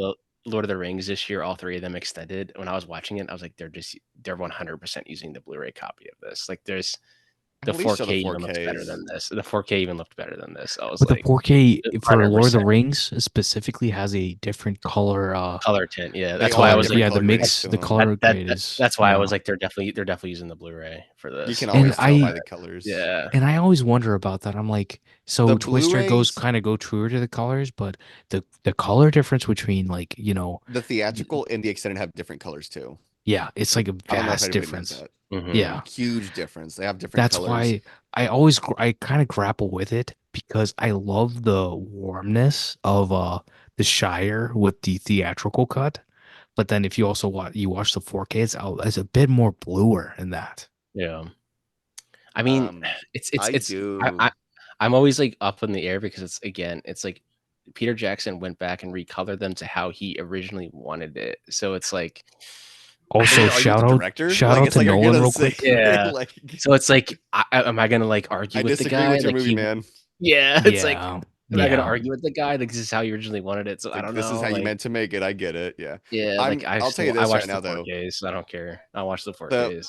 15th, 22nd, and 29th, bro. They're showing them on 35. 35 millimeter. I am I'm gonna like, be shit. there.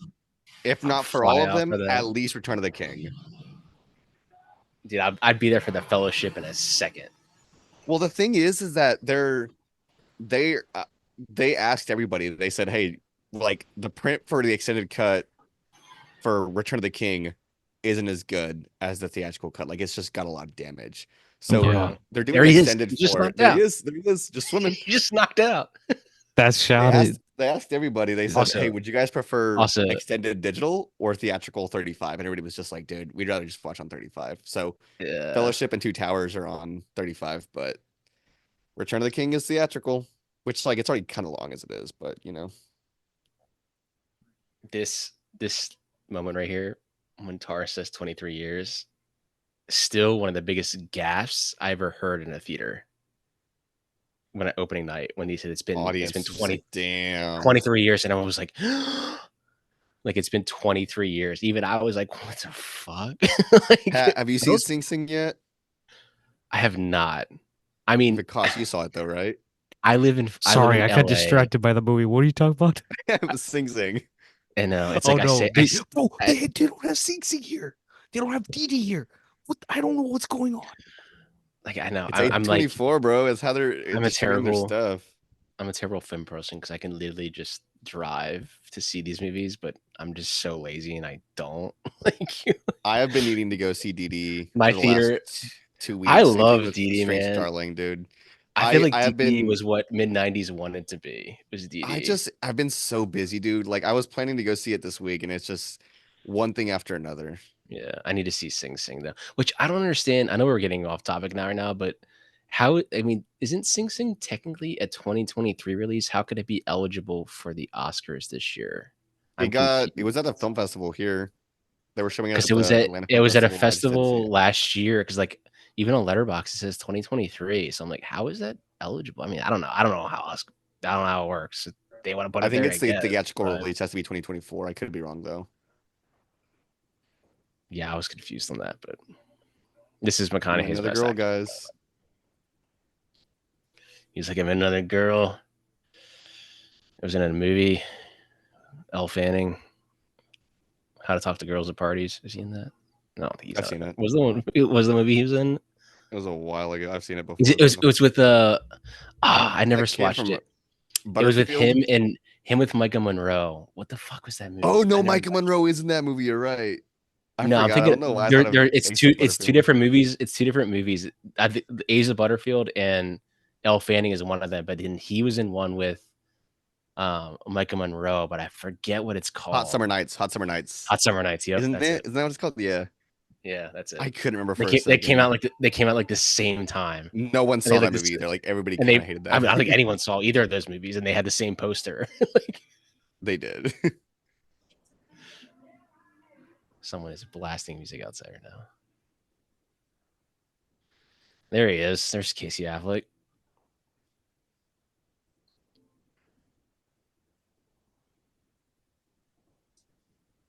This is probably McConaughey's best acting here, you know.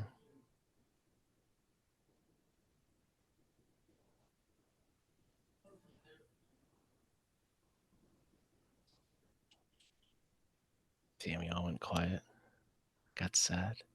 Bro, We're sad as fuck right now. What are you talking about? So I got We're all quiet. so Trying to sad. hold back fucking tears. Yeah.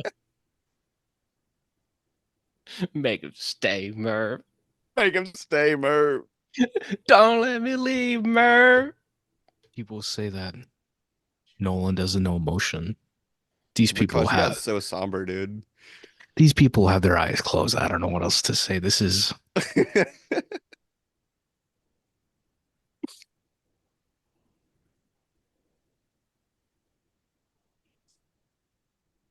Dude, that'd be wild. Like, you just come back to the space station. You're gone for like what, 2 hours? I It's been think this 23 years, bro. little Like, space between that message and Jessica Chastain's is so effective. when the music cuts Because too. he really thought that was it, and then all of a sudden, boom, Yeah. Jessica Chastain, Molly's game. son of a bitch. The way she says it. I think she says you son of bitch. I don't even think she says the A. She's just saying it real fast, real southern. You son of a bitch. She's from Texas. I think She's from Texas. Or is she from Texas? I think she is. No? Could be wrong. Dude, I was on a Jessica Chastain when she first like popped off. Tree of Life. Oh, Tree I of was like, Life. who is this woman? She's so good. Take And I saw, shelter. Who is and then this she's in woman? Wallace. Is and your then she's dark in Take 30? Shelter. And then she's in Take Shelter. I was like, who is this woman? She's insane in Zero Dark 32. When was the last time you saw Bin Laden? Dude, I was watching Hannibal the other night, the Ridley Scott Hannibal, and there's a shot in that movie where like it's like Julianne Moore's looking at like the 12 most wanted terrorists, and Osama bin Laden's on that list. And I was like, I wonder when this came out. And it came out in February of 2001. Damn. Crazy that he was like ahead of the game. Not in like a good way. But, yeah. He predicted it.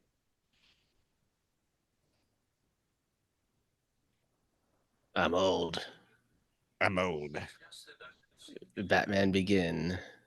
But see, this was like the way that Nolan planned this, the efficiency of like cutting from, from then to this part, like cutting back to Earth. So this is technically like probably what? Like, no, but it's like years before. It's gonna be years. It's before. almost like it was a wormhole. Like the TV was almost like a wormhole back into this side. So it's like now we have a branch open this way. Yeah. Yeah. Because this could be like 10 years prior. Dude, but wormholes are wild. I mean, it depends on dilation and where the signal's being sent and all that stuff. I don't know. It's a lot of math. It is a lot of math. That's why something like Tenet, you don't really pay attention to it. You just kind of get back into it. I'm not gonna do the math. I don't care. I understand what's going on. That's it. That's enough.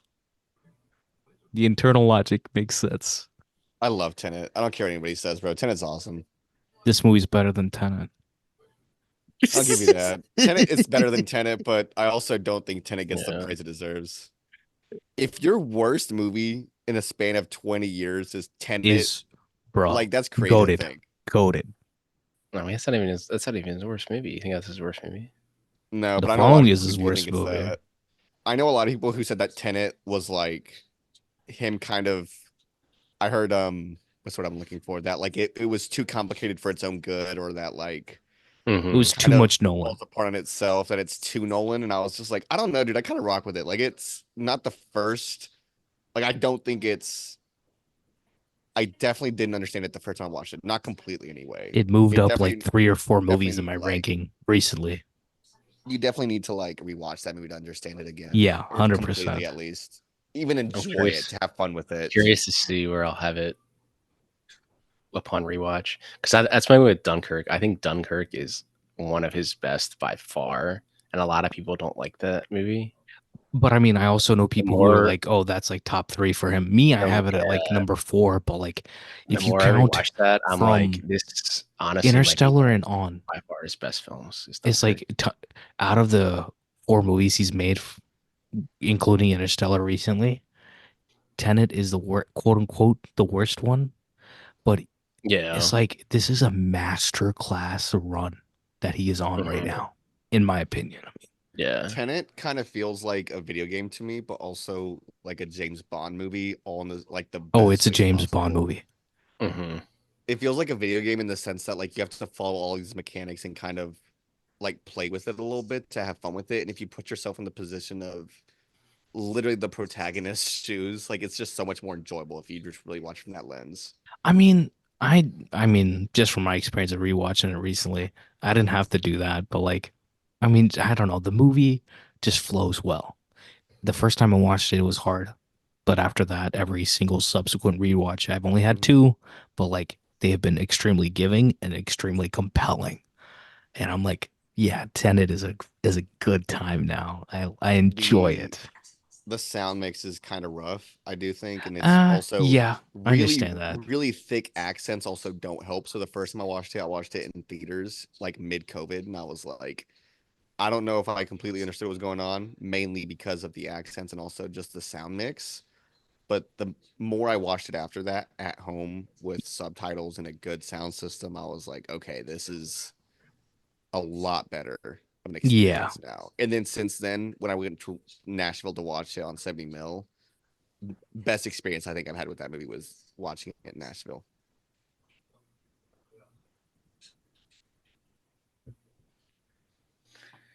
It's kind of crazy that shout out to Nolan for keeping Anne Hathaway employed. Yeah, I was just about to say that. Yeah, no, I was about to say it 20 minutes ago. Yeah, like, it's wild because it's like I don't understand. Like people like said that she got weird because of her Oscar win speech, and I'm like, that's why she didn't get roles. That's so fucking weird. Like Why? But it's also the post. I feel like it's a post-Oscar curse either way. Once you Yeah, get that, I mean, there's a lot of people that have I that feel Okay. like post for women, curse. it's the no complete offense. opposite, and men will I get mean, more look at roles. Alicia Vikander. Like, where the Look fuck at did Jessica she go? Chastain. Yeah, I know she did Look that at show, freaking so she's Joaquin been Phoenix. busy. I think the Bro only won one an that Oscar, was and everybody wants Yo, him. the only one was like that Joaquin on a shit actor. list right now. I'm not even gonna lie. Like Yeah, that like come I on. know he's gonna have to answer when that Joker 2 press starts. Someone's gonna ask him the question, Oh, like the what Todd happened Haynes there. stuff. Yeah, Yeah, I But mean, it's there's he like hates being lawsuits pressed. pending You know now. that. There's lawsuits as a pending now. human I being, think against them. how are you gonna be so like inconsiderate? That's all. Apparently, he also tried to back out of Napoleon. Napoleon, yeah, I saw. PTA He literally rewrites. said that if PTA didn't step in to rewrite parts of it, that he was gonna leave. He said I that's still some haven't seen ballsy that. shit. I Even still haven't as seen a that But because I think it's ever like since the Ridley said director's that there's cut. the Yep. director's cut coming, Yep. I was like, I'm not gonna Same. watch it until it's Same. his director's cut. Not watching it until it's done. And I think they're gonna drop that before Gladiator 2. It's already been rated oh yeah. by the MPAA. It's already been rated, so we'll see. I think I Apple will did drop not love the theatrical cut of Napoleon. It just felt very choppy. And I remember thinking, like, if I did not know it. It's about like the Kingdom of director's Heaven. It's cut, probably gonna be like Kingdom of Heaven. It's probably gonna be the Bro, same exact thing. I'm well overdue for a Kingdom of Heaven rewatch. I feel That like director's cut that's makes the gonna theatrical cut look like dog shit. That Yeah. director's cut. I feel like that like rewatching that it'll like just skyrocket to like top 5 Ridley for me. But I feel like even Anne Hathaway's kind of Bro, that making crossfade somewhat of a to the resurgence earth now. was fantastic. Casey Affleck's stuck in the past. He's a farmer. did you guys ever see that Sucks 'cause Casey Affleck movie with Joaquin Phoenix? he has one coming out like what next week about with him and like Lawrence Fishburne like in space. Oh, they did Oh, that I for the thought screen unseen. I did not hear anything good about it though. Oh yeah, no, I heard it's not good. I heard But, it's Vikash, what were you not saying? good. No, what's that movie that he and Casey made? You I'm know, the still here. mockumentary? Yeah, I'm still here, yeah. Dude, that movie I Wow, watched when on a people blind thought that buy. was like real, when people thought that was like real, that he's gonna become Dude, like a rapper. I love that movie. It is so Yeah, it's stupid, but good. it is the It's funniest great. thing ever. Dude, his Letterman interview is like one of the best things I've ever seen. He Like literally that, like puts this gum on the dude is bottom of so the in desk. character of how like I'm gonna become a rapper. I'm done. And he played it up because it was like he didn't win the Oscar, so that's why he's now gonna quit He was acting to pissed become off, a is what you rapper. said, Yeah. The scene where he's talking to P. Diddy and he's like, "Can I show you some of my songs?" And P. Diddy's like, "Yeah, sure." And then he skips it and he's like, "You didn't like this one?" And he's just like, "Nah, dude." Like, dude, I don't know P. how you Diddy's don't like, fucking. I mean, I I think love it's good, Joaquin, isn't it? great actor, but like it seems like he's not very good to work with. Okay, That's my I fundamental agree with problem. that. My thing with that entire movie though is that like how did he not break character at all for any of that? Oh Because yeah. like he had to be in front of like real professional people like in the industry who knew him as an actor and were like, "Why do you want to be a rapper?" Yeah. Remember when we were talking about the IMAX like film things that you get in a Blu-ray? Yeah. Oh yeah. My brother got this scene and he was so pissed. Because I got like the Tesseract scene. I got one dude?" of Man. I think I think the scene that we just saw with the guy that gets left on the ship. I think I got a frame Dude, of him. it's Venom. Holy shit, it's Venom. Freaking Topher Grace's last big movie. Black Yeah, Klansman. seriously. Oh yeah, that's true. Even He's then, I forget really he's in good in Black that. Klansman. Yeah, But he's really good in it. He's great in it. Yeah, I got the one with Jessica Chastain sitting in front of a rocket for the first one. Like whenever it'll probably be coming up soon. I'll point it out to you guys. But I stole some other ones from like used book like movie stores. Just like opened it up. Just opened it up. Yeah, I would have opened them up and take them. I loved those. Yeah. I have like 5 of them now.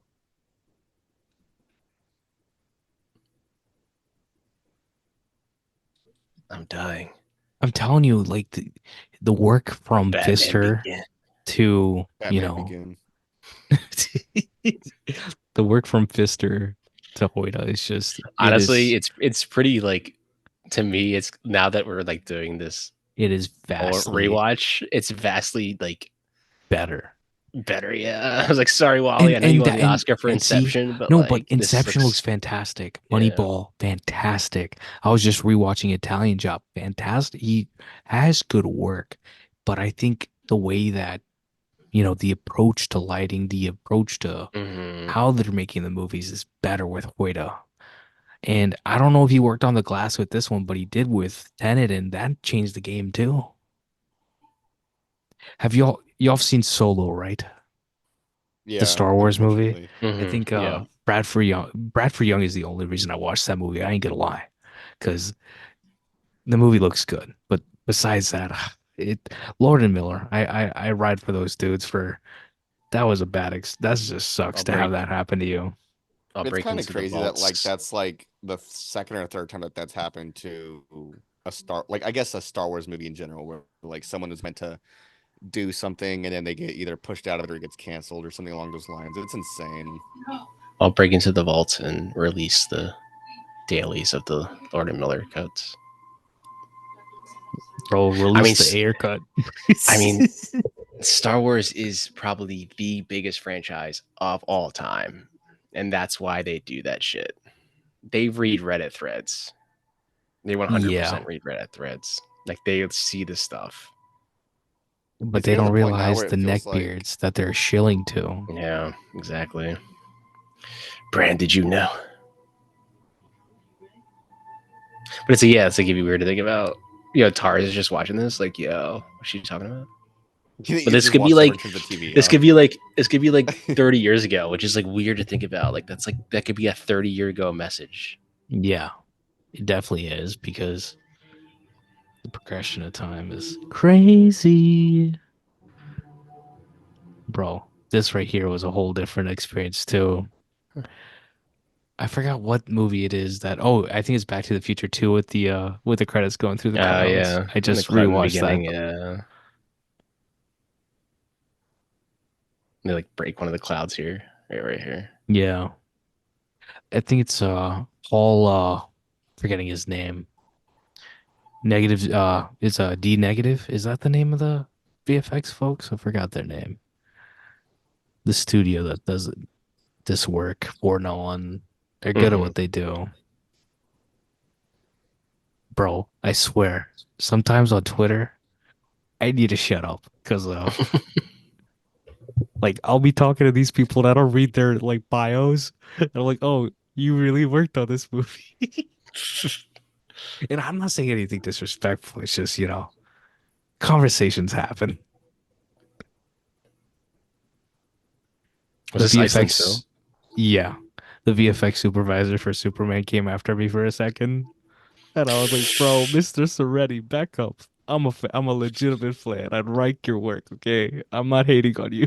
I think it sucks being in that space whenever like you have one little thing to say about a film that's like kind of negative, even if you loved the movie overall. Yeah. Because then that person will see that one little negative thing and not realize like, oh, I loved the rest of the movie. It's just this one little thing that I didn't love. Oh, and it's I took the time. Anytime it happens, I take the time to like tell people. I'm like, I thread it because like, bro, this reveal for Dr. Man is still.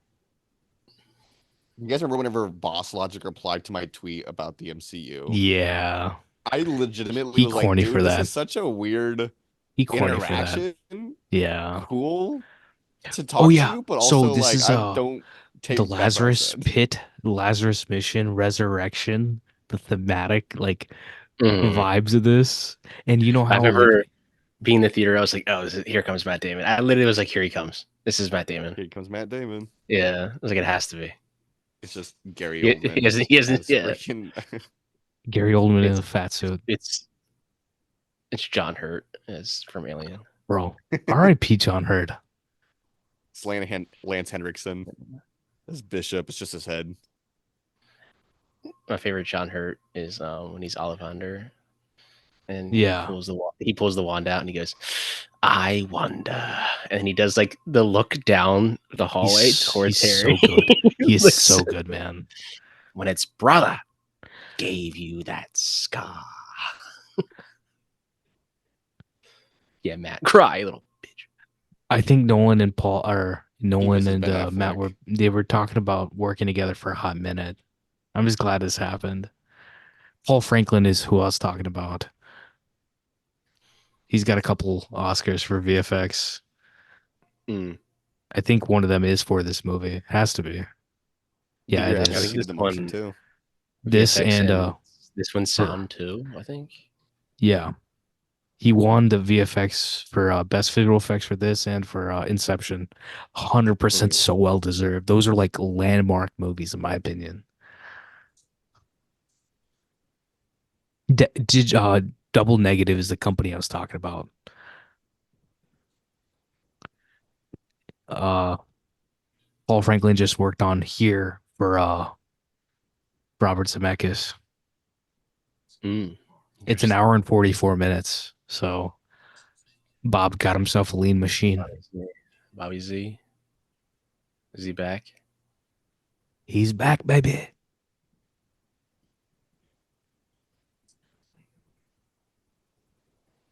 Did you see it coming in? Dr. Ice Man is everywhere. Dr. Man is a hoe for what he did right here. I swear.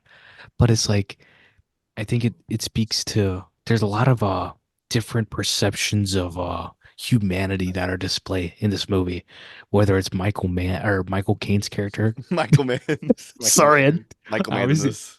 No, that's how you know I talk Too. about Michael Mann a lot. But Michael like, Mann's good. but Michael Caine, then you have him, then you have Wes Bentley's character. You, you have obviously Matthew McConaughey, you have Anne Hathaway. Like everybody has different perspectives on life in very different ways. There's some are subtle, but it's like they definitely, you know, you definitely see what they are, and everyone's trying to get to a different things, but Everyone has same different thing. goals. I It's get like what you mean. preservation of life. It's like it's gotten to a point where it's like things are the most fundamental. It's like you're not thinking about like aspirations of like making money or something. It is very much like life or death, right? Man is worried about his life. Uh, she's trying to get back to Wolf, who's on that other planet. He's trying to get Yeah. back to his kids, right? It's very much. And then Michael Caine's character is trying to find out, trying to figure out if there's hope out there. Like we just have to do it. We don't know what's gonna happen. So it's an apocalypse movie, very much in a real sense, because those Wouldn't these defining values planets, are there. especially the last planet, like Yeah, technically that's the most like habitable is the yeah. last planet. Wouldn't there already be like life forms there? So I think the thing is that you can have Am, water, but am you I don't thinking? Am I thinking necessarily. too? Am I thinking like too like high right So now? the amount, so you need carbon, you need to have a stable atmosphere, then worry about you know, gravity, and then you have to worry about what are the things that you have on the planet itself that will breed life. So it's like on Mars, I'm sorry for getting so dirty with this, but like they have like on Mars, you can find, I think they There's found some organisms, sort of right? like So technically there was microorganisms. yeah, there so technically was life there. Yeah. Like that's But considered it's like life.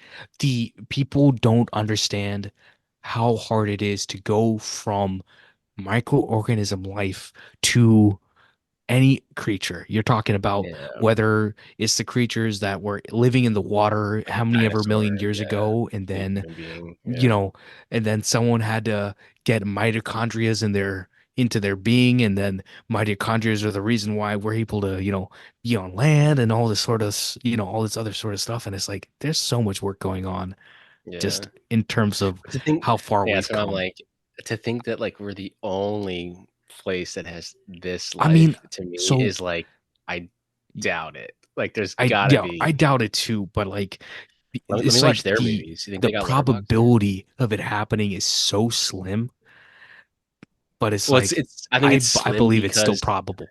I think it's slim because they haven't found anything because they haven't scoped everything. I Like mean, but it's so it's impossible so because big. like It's the impossible universe to is like so big. yeah. It's Yeah. so big. Like the idea of like that you're the only one there with this to me is like But it's like life, don't I believe think you. life exists out there, but Yeah, it's it's like I don't dictated believe in a you. different way.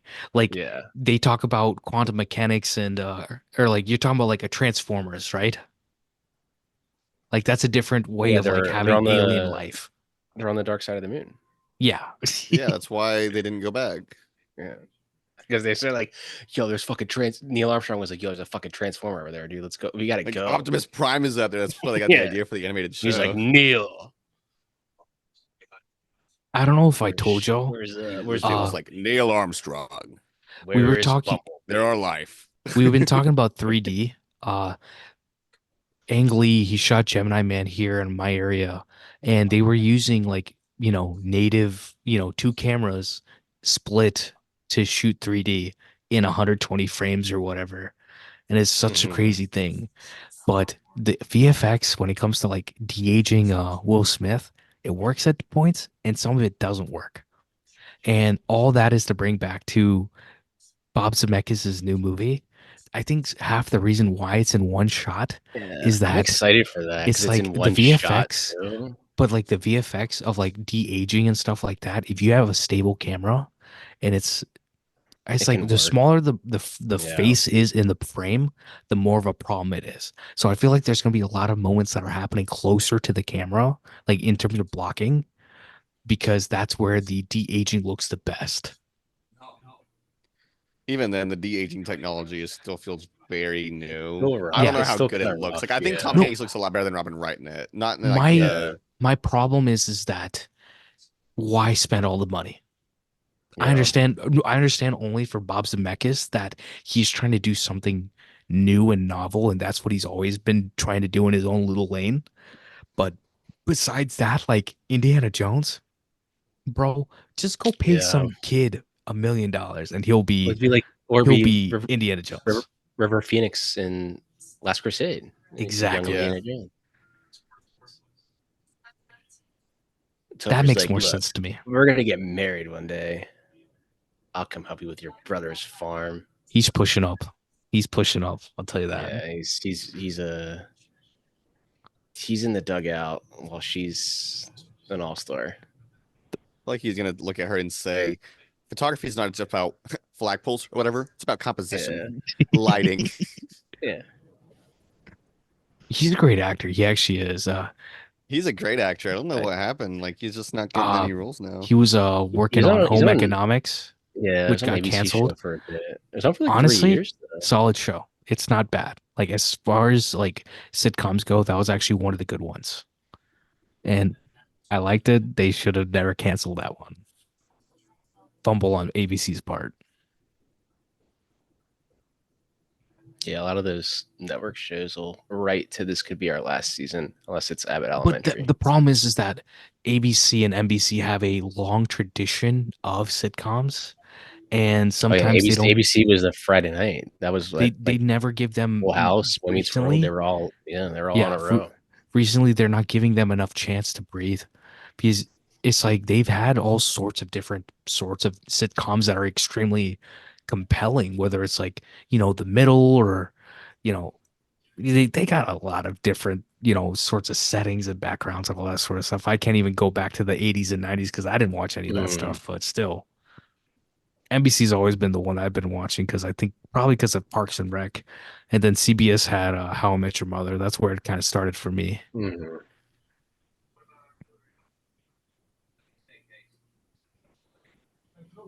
Bill Irwin also did the case like work on the set, and they redubbed it with another actor.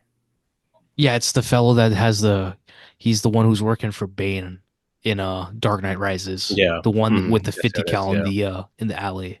Yeah.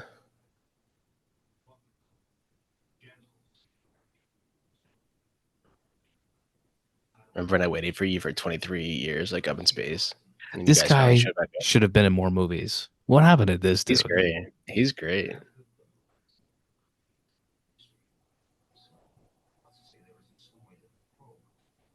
All I'm gonna say is that for Tenet, since we were talking about it, that casting Elizabeth Debicki was a 10 out of 10 choice.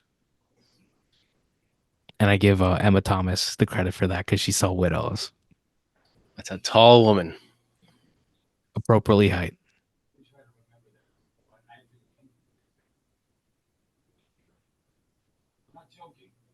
I like the the drop off of the sound.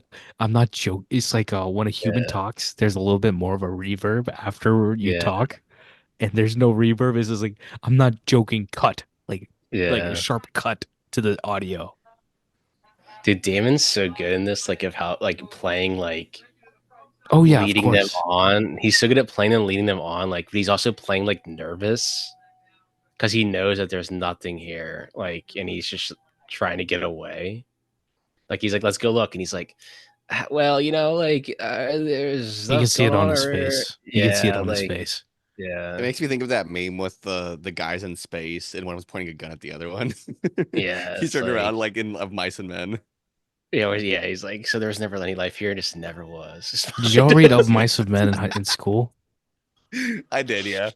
That movie, I that did, book I is did, but then Pat, that was so good. never was. You mean there was never life here? There never was. But That's too good. I did read Of Mice and Men, but like, I mean, did I read it? No, I read the Spark Notes. Even though the book's like 90 pages long, I didn't fucking read It's it. such a Like, short book.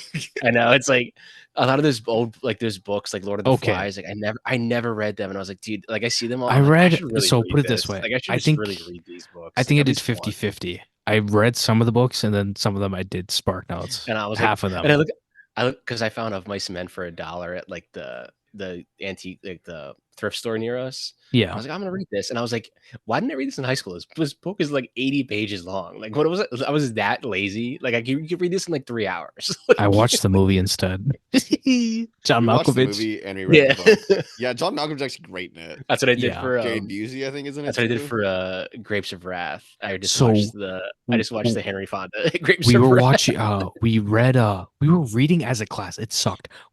For weeks we were reading Heart of Darkness, and the entire time I'm just like I'm playing Apocalypse Now in my head.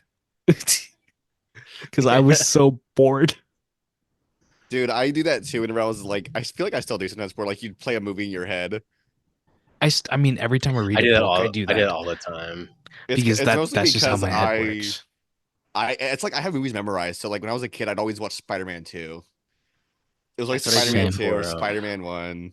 That's what I do. Like I'll watch the movie, then I'm like, oh, there's a book, so I'll read the book. But then I just think of like the actors and the characters, like the setting in the movie, and that's what I'm just like reading as I'm watching it. Martin, you'll You know, like this. I just watched a Despicable Me 4, and they do the train reference to Spider-Man 2. And my Do dad's they? Yeah, just they like, do. bro, why did they just do Spider-Man? You literally said, Martin, you'll love this. I watched Despicable Me 4. Despicable Me 4. Yeah, you're gonna love this. The movie was fine. It's diminished value of like it's the to first me, two yeah. movies were That good. wasn't the best movie you've seen all year. It's getting to a point, and I was just like, all right, No. But my dad, I've had like, enough of Despicable Me. my dad brought up the deep cut. I was like, my dad got the reference there. It's like, yeah, it's Spider-Man. That's crazy to think that there's like I'm 6 not of gonna those lie. movies all together. I'm not gonna lie. I still give little chuckles when the minions do shit. Like No. It's The not Minions are the that, best but part of it's this whole like, movie. yeah, Rise of Gru is the best one that they've made recently in the last like 5 or 10 years, because like the spy format was hilarious and they really did something cool with it, and I was giggling the entire movie. But it's like, yeah, 4 was too much story. Yeah, And I think they didn't really make that a emotionally lot. get I don't it even think there. it made that. I don't think it made that much money on. Yeah, it fucking only made like Letterboxd. $700 million. Yeah, A little bit. I think it's Back to but then again, the if you look 3D at that, conversation it's though. starting to dip though. The first Minions movie actually looked really good in 3D. I remember that specifically from working at the theater. I And don't having like to that watch one. That beforehand. It was fine. I never said the movie was good. The 3D was good. Okay. I think Illumination, I think their animation style is actually awesome. I think they're doing good work over there. When they want to, at least. This is that meme right there. Oh yeah. It was never live here. Never was. Never was. Never was. Right there. Bro, why'd you just take my mic off? What? Ah, shit. The way that you said that, like I thought for some reason I was like, it sounds like it's coming from his perspective. Bro. Oh, shit. Despicable Me 4 made $886 million. Damn, I was wrong. That's a lot of money. Yeah. No, but it's like Inside Out made like 1.2 billion plus Inside dollars. Out's It's like the like, 10th highest grossing movie of all time. Inside Out too. and I still haven't seen it, but like, at It was this rate, pretty I'll probably solid. see it in 5 years. No, It was pretty it took me 5 years to see Inside Out. My dad It'll was be but on. my dad It'll and probably be on Disney Zach Plus were in the bugging me next about month it. or two. I'm gonna watch it soon.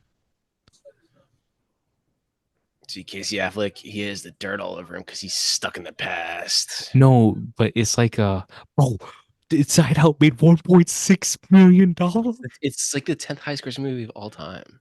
Oh, you know how I think he painted Casey Affleck, like he's painted that brother out to be almost like the Republican brother. Yeah. He definitely vote for Well, it's MAGA. yeah, it's definitely just he's just the past. Like he even like has a really blatant shot at the end coming up. Like when it has him like walk towards like she walks to her and hugs him and she's like no dirt on him and it pans back around and his face is just covered in dirt. Like Covered in, oh yeah. this dude's not making it. Like he's just too far in the past. He's like, bro, why did you hit me up there? Why'd you take my mic off?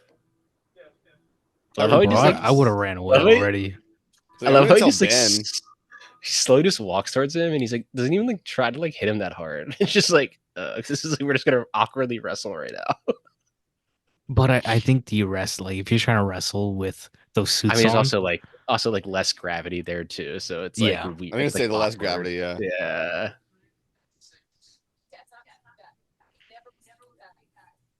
This is literally the meme that's never coming back. It never Yeah. was. It never was.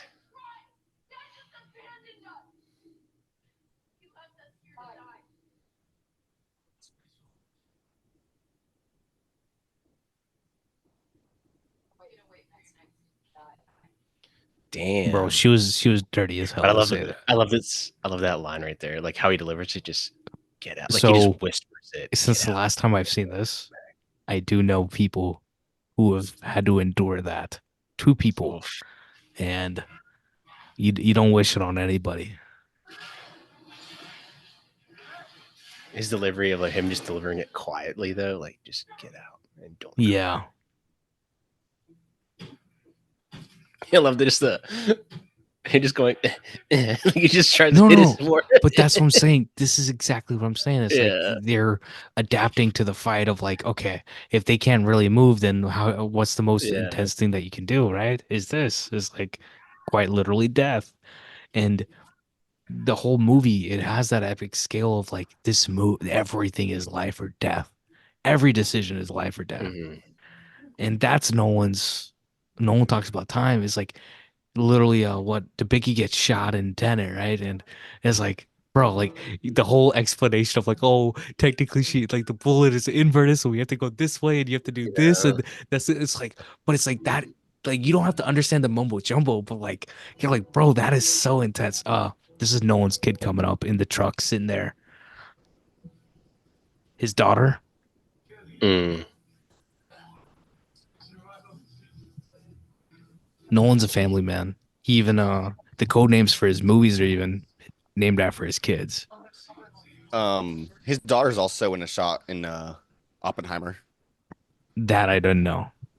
I think I she's ain't been paying attention. She's probably older now, obviously. she is. The scene, the scene where they're at like the thing after the bomb After goes the off, he's giving bomb. that like speech. Yeah. Yeah, she's in that scene somewhere. Yeah, I I think assumed it she's would be the that one with scene her because there's face a like lot of half people melted there. off. What I love about this scene too, like he can't watch this guy die, like that he just did But that's because what I'm saying. Like it's like he's like watching. He had to kill him in order to save humanity in question marks, but he's just watching him die. Like he's like, I can't watch this. I can't do it. Let me give that rack focus to the mic.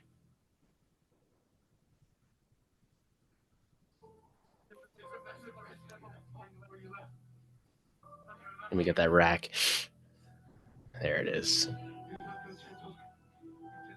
That's Nolan's daughter. yeah. He's probably what, early 20s now? Probably. This is God, this is this is what I mean. Like this movie, this is so intense scene, right? And you have this organ playing. And it's like, bro, who thinks to use an organ? But like the compositional work here is just it's so epic. It still gives me goosebumps. And I argue about it. I'm like, I think it's like this, Inception, and The Dark Knight. That's my top class of Nolan. I know he's made better movies, but emotionally, these movies are just these are the stories that live with me. Mhm. I think it's also I very mean, this valid to is say that you might think one of his movies is the best movies, but it's also like you have a favorite as well. Oh yeah, yeah. I these mean, are all this my is my favorites. favorite. This is my favorite, but I think Oppenheimer is his best movie. Yeah, Hot take. bruh, bruh. It may not be his best movie, but I think Tenet might be my favorite of his. That's a hot My take. my I my might love confirm it for once we Dark watch Knight, it. Inception, and this it couldn't be in any, not even in 20 years. It won't be. I don't know, man. Like, I don't even think it's like No, but see, that's the thing. Even if as I he makes subsequent movies, like he'll make his next movie. He made Oppenheimer, he made all these movies, but I'm gonna be like, damn, is it as good as this? Is it as good as Jessica Chastain lighting the fire? These Hamilton watches, bro.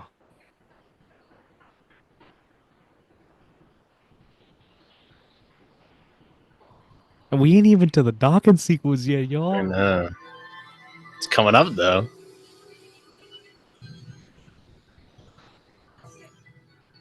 I think this movie is to an extent bland in certain like visual senses, but it looks so real and so compelling. Dude, I remember Because just I being think in the the modern theater, just aesthetic is extremely bland. yeah. I mean, being in the theater, I was like so locked in, like Bro, I can't wait to so rewatch in the this movie in zone, IMAX. It's gonna be a godly experience. so in the I'm zone. I might see it twice, maybe more, honestly, like because Is it I only need playing to. for like one night or two couple nights? I hope it's a week. I feel like it's probably gonna be a week. They wouldn't send out a print of a Yeah, movie like this if for it was one just like night. one night. Yeah. Because I want to go I'm one willing to night bet 2 weeks. with like everybody there, and then I'm gonna go one night where it's just like me. And I know for a fact, at least here, I can get to a theater. I can get in the theater. It'll probably be me and like 10 people, and that'll be a godly experience too. I will say in IMAX now, like if I talk to the person next to me, I can't even hear them. I'm like, Hmm. don't talk to me during an IMAX movie. I don't want to hear it.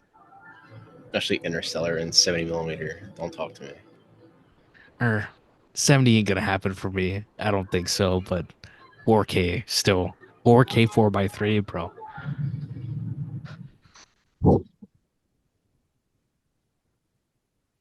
Yet again, Foreshadowing. another cut of the audio of the score. Yeah. So y'all get what I mean by like you compare this to the third act or like the intercutting of Dark Knight Rises. Is it Dark Knight Rises? Yeah, I think it What is part? Dark Knight Rises where it's like the intercutting. Oh yeah, Yeah. yeah. Here it's full force, perfection. And it's like you're on the case, both senses emotionally.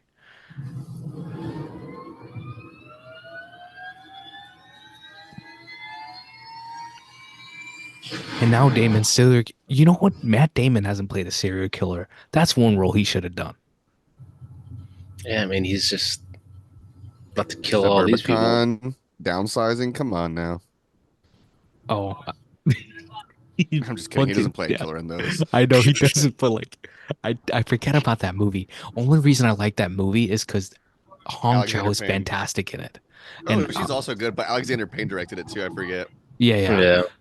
I thought I was like, oh, Payne's got a new movie coming out. This is gonna be awesome. But then it was, disappointing. But Hong Chow is the only like redeeming quality of that movie because like I know her name now and she's awesome. Every time she shows up, I perk up because like she's just killing it now.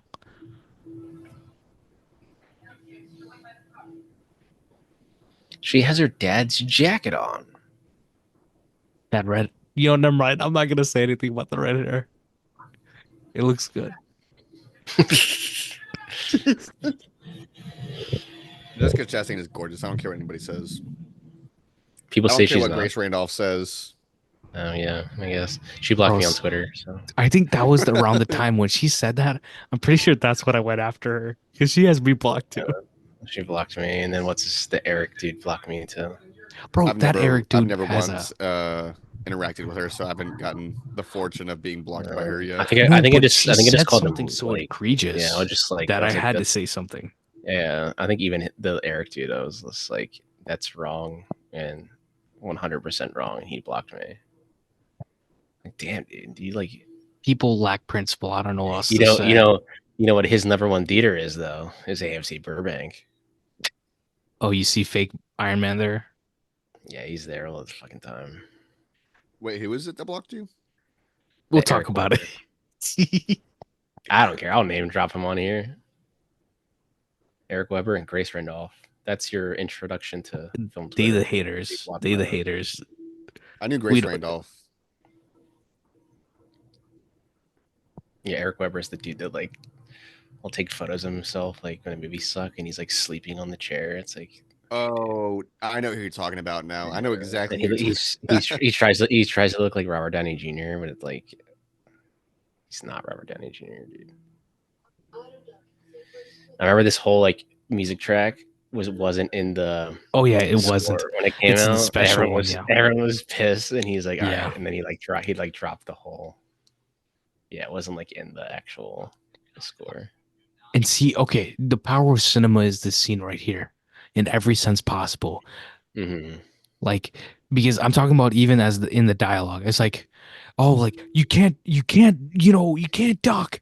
It's like it's impossible. It's like no, it's necessary. It's like okay, hold up, that's cinema right there. You were talking about cinema. It's like that's how you be corny and genuine at the same time. Pinnacle of a movie theater experience was this entire. I mean, think about it from his perspective, right? If he doesn't do it, they're just good as dead anyway. Yeah. It's like they have to make this work. This is their last chance. If they don't make it, then they're screwed. Bro can't even get it lined up. Yeah, you can't even talk. Bro is so drunk he can't even do this shit. I'm sure, like, don't drink in orbit. I'm sure everybody's adrenaline, like, if this was like real situation, everybody's adrenaline is like through the roof right now. Oh yeah. I like those little claspers. They look so cute. I think the genius part about this, because I've seen this scene so many times, is that he cuts him off mid-conversation, mid-dialogue. So good. So if he happens to like end a sentence and then blow up, then it would be a problem. But it's like just straight silence. Yeah, it's like the fact that he does it in while he's talking is the intense part, the part that you're caught off guard by. And like you said, when the audio cuts out, it's like. Oh come, like, oh my god. And I think I keep talking about Tenet, but like I think he applies all of these principles to that movie more than everything else that he's done. That's why I like Tenet. That's why it's a guilty. That's why I think that might be my favorite of his, mainly because it's just such a fun movie. But he has all the serious elements of all the other movies. I love the maximalism, but the emotion will always keep me there more. It's like I love Gladiator because you get that maximalism, but the emotional core of that movie is just unforgettable. Mm-hmm. And you could apply that to like every single one of my favorite movies. When I think about his best movies, I think Oppenheimer, Interstellar, Dunkirk even. But when I think of my favorite ones, Tenet is like top 3. We're watching mine right now. I think how was he blows the airlock? Nothing good. Nothing good. It's gonna be bad. I think if I never saw The Dark Knight as like a 12-year-old or Inception, then this would be my favorite Nolan movie. Damn, you're only 12 when The Dark Knight came out? When I saw Dark Knight, 2008, I was 12. I was 10. Actually, I was 9 because it was my birthday. Here we go. Everybody lock in, lean forward like the meme, lock in. Because I literally leaned forward in the theater like the meme when they started docking. Someone's lined up immediately with me right now. Oof. Oh shit! Someone is lined up perfectly with me right now. I can hear your audio, bro. Dude, Anne Hathaway is really good in this fucking movie too. What a fantastic. Dumbass. This is the biggest. So this is the only shot that he uses as a super big wide, and it's to show the distance and like the scope of it, right? But then it's 100% because of this right here, right? He's like, bro, what we gotta do? What we doing? What we doing? Docking. Oh shit.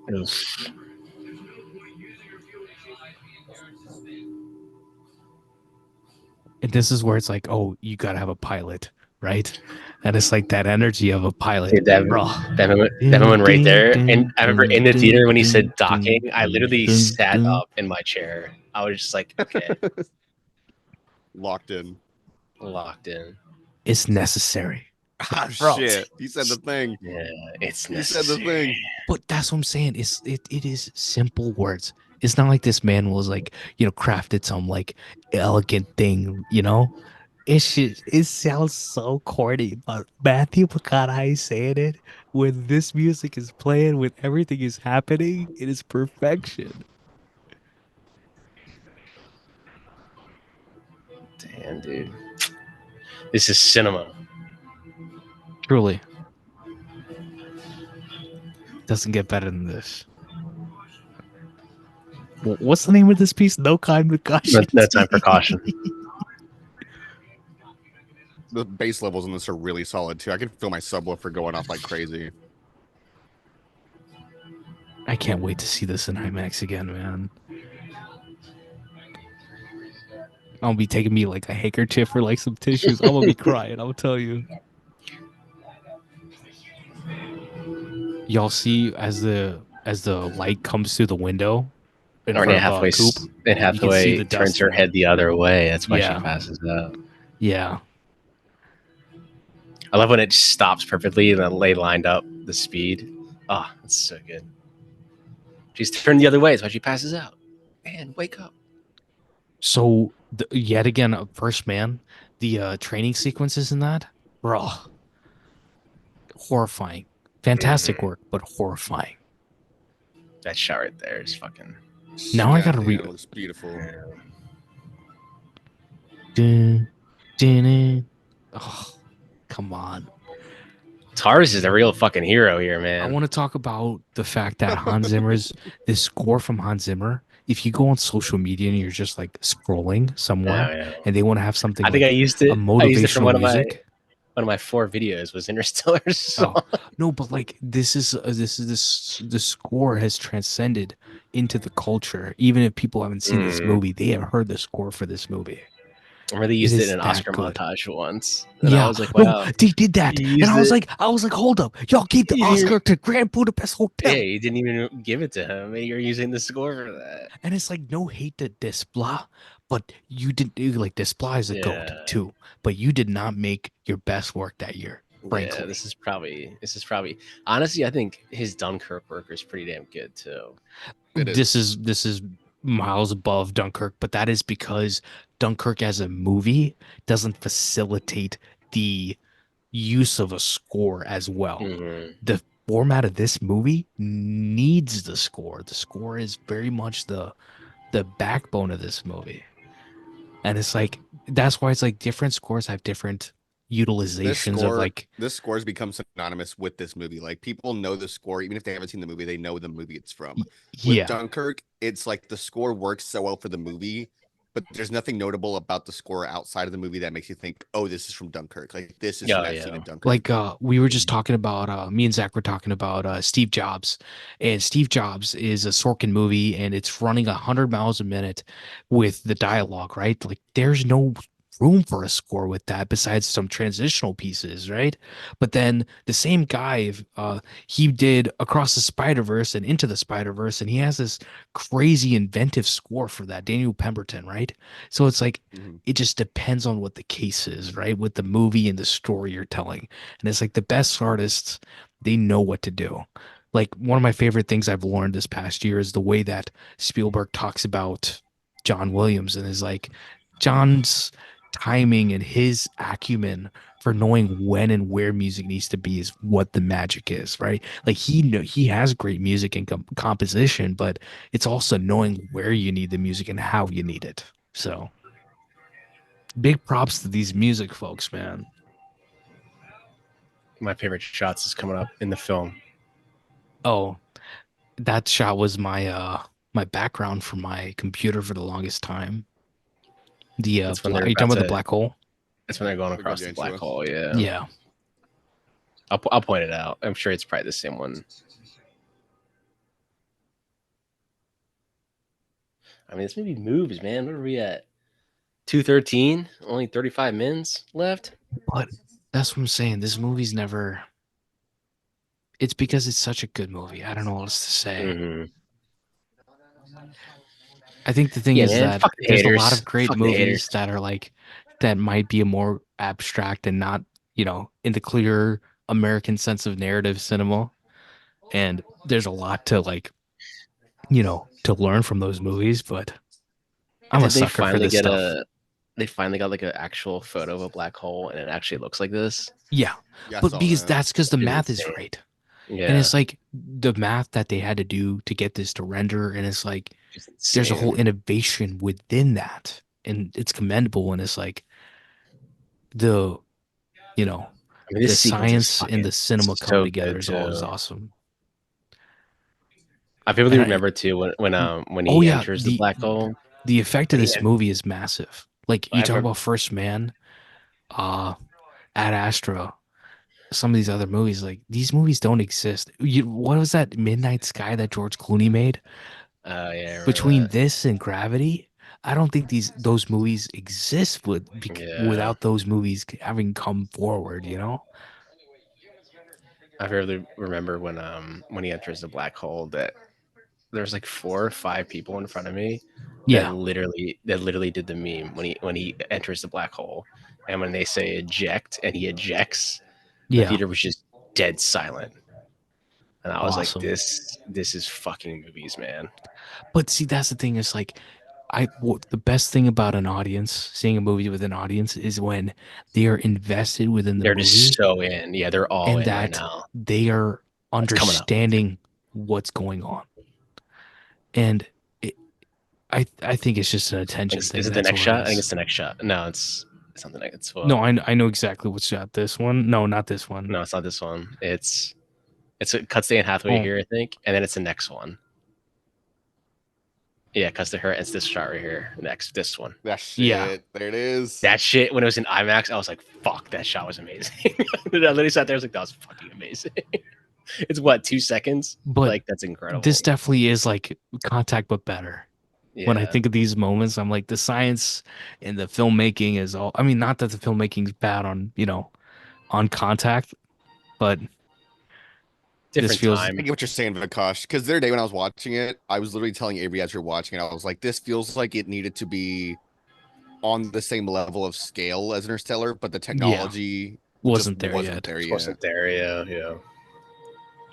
Carl Sagan, man. Really ahead of its time. I think there were some thematic elements that kind of took me out of it, and it's not like it was a bad movie, but this is just very much content. I mean, that movie's just a daughter reconnecting with her father. That's like really all that plot That is, shot of basically. Then again, so is this kind of low Yeah, key. same it thing. is. Yeah. It is. Yeah.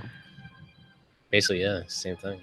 Your entire 'Cause who cares- premise and Because who the gives a shit about Casey climax is Affleck's kind of the same character? thing. Yeah, fuck that guy.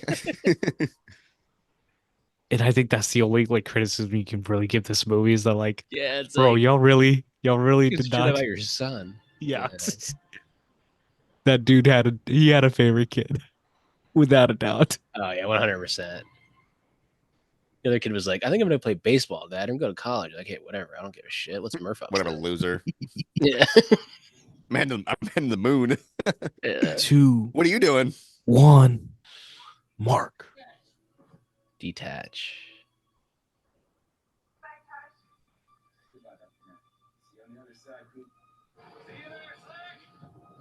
What are you guys talking about? Hold up. He talks to Tars like he's like a kid, like his nephew. What's up, Slugger? It's some slick. Nah, Slick is. I always remember Tommy Lee Jones in Men in Black. Men in Learn Black. from the Yeah, I was gonna say Men master. in Black. Slick. I love that case line. Learned from the master. He calls Cooper the master. So he leaves himself behind. What?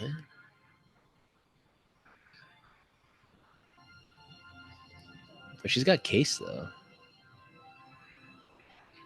She has more resources than he does. For real. For Yeah. real. Yeah. That's when I was just like, damn. Then you see it to follow him. I was like, oh shit, they're actually gonna like go into this black hole right now. This is fucking sick. Because I guess when you get to this point, you can do whatever the fuck you want. No one's ever been in a black hole. Bro, Maybe there is a bookshelf that you're behind. I don't fucking know. But like this is okay. This is what sold the movie. This is what pushes it over the edge for me. Is that I think this and the message, because a lot of people, the opposite of them is like this is when it loses them. Exactly. Like, yeah, bro. My argument is like, I mean, have you ever been in a black hole? No. Well, then how? Like, you can do whatever. How can you sit here and like, how can you sit here and like criticize it for that? Yeah. But it's like, I think the message of the movie emotionally for Nolan was like, yeah, it's that's like, family. Yeah, we have to have faith in our kids to do the right thing. And you know what though, like back to Contact, I think the reason that Contact lost me is because the story might have been there, but visually it threw me off so bad. I was like, this doesn't feel like it works. Whereas this feels a lot more like tangible and a lot more like it's yes. And if that beach sequence was just literally anything else, yeah, where it was kind of meant to be like this, like him, like being in the Tesseract and also just being in that like limbo space. If it was anything like that, I think it would have been the same thing. Like I probably would have liked it just as much. Yo, look at this. This kind of Oppenheimer. Dude, visuals. When I tell you, I was locked in. I was like, and when I was watching this, like, this is the greatest movie I've ever seen in my entire life. Like when I was watching this movie first time. I'm telling you, I was a soppy mess the first time I watched this movie. Sun. The reds look so good. Or it's not the red, it's like the oranges. It's like an orange red. Yeah. It's like a good mix of both. They basically just recreate the Dust Bowl, but like it's set in 2055. I don't know if y'all watch the Quarter Crew guys. They do the VFX artist reacts, but they talk about how it's like when you have fire, there's also like a white in there. And some people, they don't get that right too. And like that looks off in your head. Yeah, the silence in the theater right here. Right here, this silence. Oh, eject in a black hole. What the fuck? What did you consensually compress to nothing? Theoretically, but this is a movie, so yeah. Nice. Got to go behind a bookshelf down there. But it's like you said, we don't necessarily know what is on the other side of a black hole necessarily. Let's just send like Superman down there. It's like, yo, bro, go check that shit out. It's down there. Oh, you know a Superman? Call him up real quick for me. His name is Clark. He lives in Metropolis. Yeah. He puts glasses on. Bro, the loudness of the mix of those drums. Yeah. Oh my. Dude, if Superman was real now, low key, you'd probably find out. We'd find out who it was in like 10 days. I think you'd find out in like an hour. Yeah, honestly. Well, I mean, what I just mean is just that like it would be on like Twitter, it'd be on like Reddit, Facebook. It would be like, hey, this guy actually works at the. So y'all have seen the behind the scenes for this movie, right? Of this scene. Yeah, how they did this. Mm-hmm. Yeah, just like in the set. Oh my, it is one of the coolest sets I've ever seen. It looks like you know those barcodes, the movie barcodes. Yeah, when they do like the color. Yeah, yeah, yeah. You can always see this one. That's when I was like, bookshelf. Wait, it was him. Then I was like, Back to the Future. He's always done this. Technically, they've already done this. They just need to go back. Yeah, was that and that was an Endgame when they said, well, technically, Back to the Future, he'd have already done it. It's like, but he didn't. Back to the Future. You keep referencing it, but I don't remember I remember them saying it's when they're like, that's when then he's like, so Back to the Future was a lie. And, like Jeremy Renner and because they're basically saying that like if he had already done it, he would have already done it. Because in reality, like, that's not how time travel works. Like if you think about that, like, so telling me Back to the Future's a Back to the Future. If Back to the Future would have go. always been called Lone Pine Mall because he had already done it. Like if you think about it. Yeah, I get what you're saying. It's kind Yeah. of like the Look at that idea that sword you have for like backlight. time travel and Prisoner of Azkaban, where like they're all getting hit by their past Yeah, selves like because she they already already did done it. that. Yeah, technically they already did that. Yeah, that does it well though. Yeah, Look at I that! think Look at that that's my sword favorite backlight. version of like time travel that you could do in a movie is like understanding that it's already been Hmm. done. And so then you go back to it. It's like, oh, it was somebody else that was like it Yeah, was them from it's the already past done. or Yeah, something. make him The stay, physical Murph. manifestation of time Dude, imagine watching this in a higher. 4D sense. I've This watched this is intoxicated. this is Intoxicated, this I mean is elevated. genius. That's what I was about to I say. Hold up. Yeah. There's a This, like handful I of said, movies that I would say absolutely are better high, and I will as great as this movie sounds high, it's really not because there's no, so Yeah, much well, it's happening also, the because whole of the time. but it's because of also the like, themes. well, it's also like Yes, three the hours long. themes. So you have to maintain that Yes. high for 3 hours. I will say that high. Tenet is very fun. Yeah, because there's a lot more Tenet's vibes. insanely Yeah. Yeah, Tenet's insanely high, Vibes. Yeah. insanely good high movie. It's all vibes. Um, I've seen it quite a bit as like an experience to like do something like that. I feel like for Twilight, me, I love. Twilight's a very good one. Yeah, That's, but yeah, that's Twilight. pretty See, good that's high the thing. movie. I recommend listening to Catherine Hardwicke. I thought that woman is she's just lovely. She just seems like a She's lovely awesome. person. She's honestly, I wish she could have done all the movies. I don't know why they went away from her to doing the first I one. wonder why, because she's a woman. I mean, yeah, because the first one's the best put together one. So like, It's all vibes. It really I've is. seen I don't even remember 3, 4, and like the I've last seen three all of movies. them. I I remember 1 and 2 because I saw 2 and I was like, this is not as good as the book, and this is not I as think good as the first is movie. 2 might be the worst one. No, Yeah. I think two is the best and worst one at the same time. are they gonna like Two has the romance? best soundtrack, but three I think is the weakest one.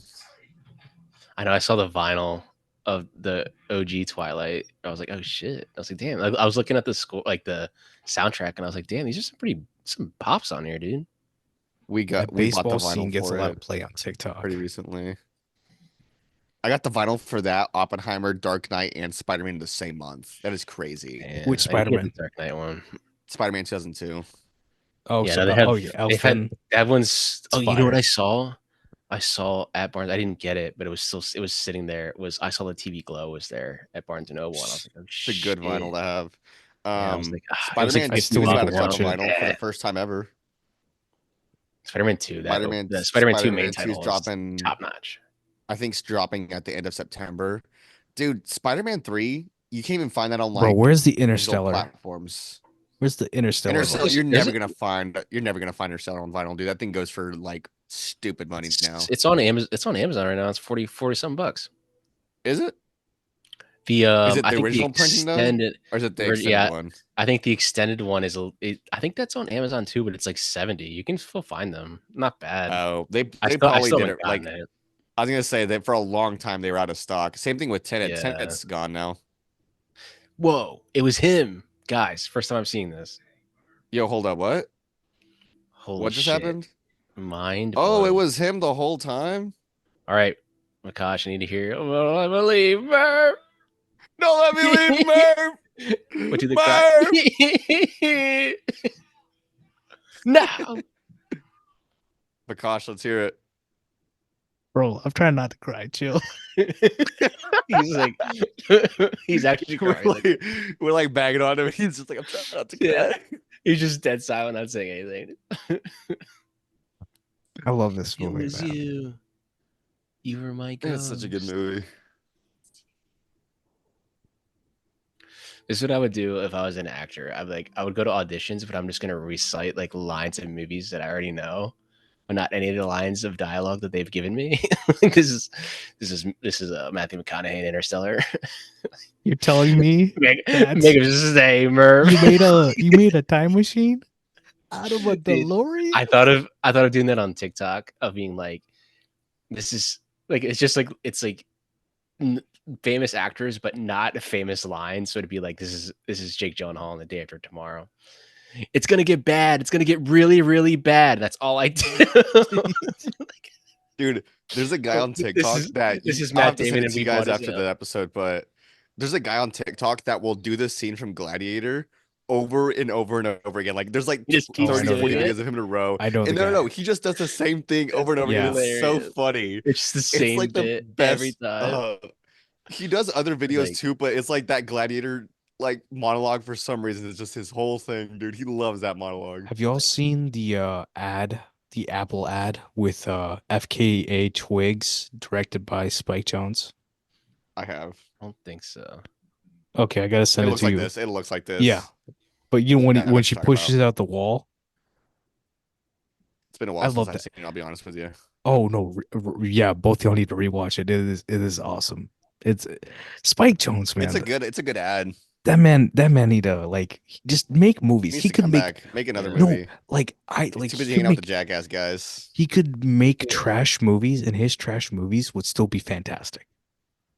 I if that don't make- understand why he hangs out with the Jackass guys so much. I think it's funny, but it's like He, like, why? You know, He, like, you know how produced like the Harmony Korine, show. like Harmony Korine's movies aren't necessarily quote unquote great per se, but like He's he's coming to doing cool Criterion stuff. Oh, he's doing cool movies. I think that's what kind of gets me to like watch his stuff. Like, don't get me wrong, Aggro Drift, not my thing. Same thing with like Kids or even like I'd say like Gumo. But there was something about those movies that I watched. I'm like, He's there's just coming to something the there. Criterion Collection. Exactly. Yeah, Gumo finally. Aggro Drift is also a good high movie. Just saying. Do you want to hear my Matt Damon line? Let's hear it. This is Matt Damon, and we bought a zoo. You know what? Like this. It's our home. And that's all I say the entire time. You know Have that y'all line where y'all he's seen talking, a he's like, Adjustment it's a Bureau, good right? home. It's a good home, and there's cool animals here. There's animals, and it's cool. It's And a you're good gonna home. like It's a it. good life. You're Yeah. gonna like it. Good life. I've never seen that movie. Vikash, you've never seen We Bought a Zoo? We bought a zoo. I don't want to Okay, buy okay. a zoo. No. Here, let me. There's a really good scene in that movie where it's actually a great scene. So they go to the zoo. And Sigur Or they Rós does buy like it. the score for it. It's actually like pretty good. The Sigur Rós score is like actually pretty good. I don't remember much about them, but I do remember it was like pretty decent.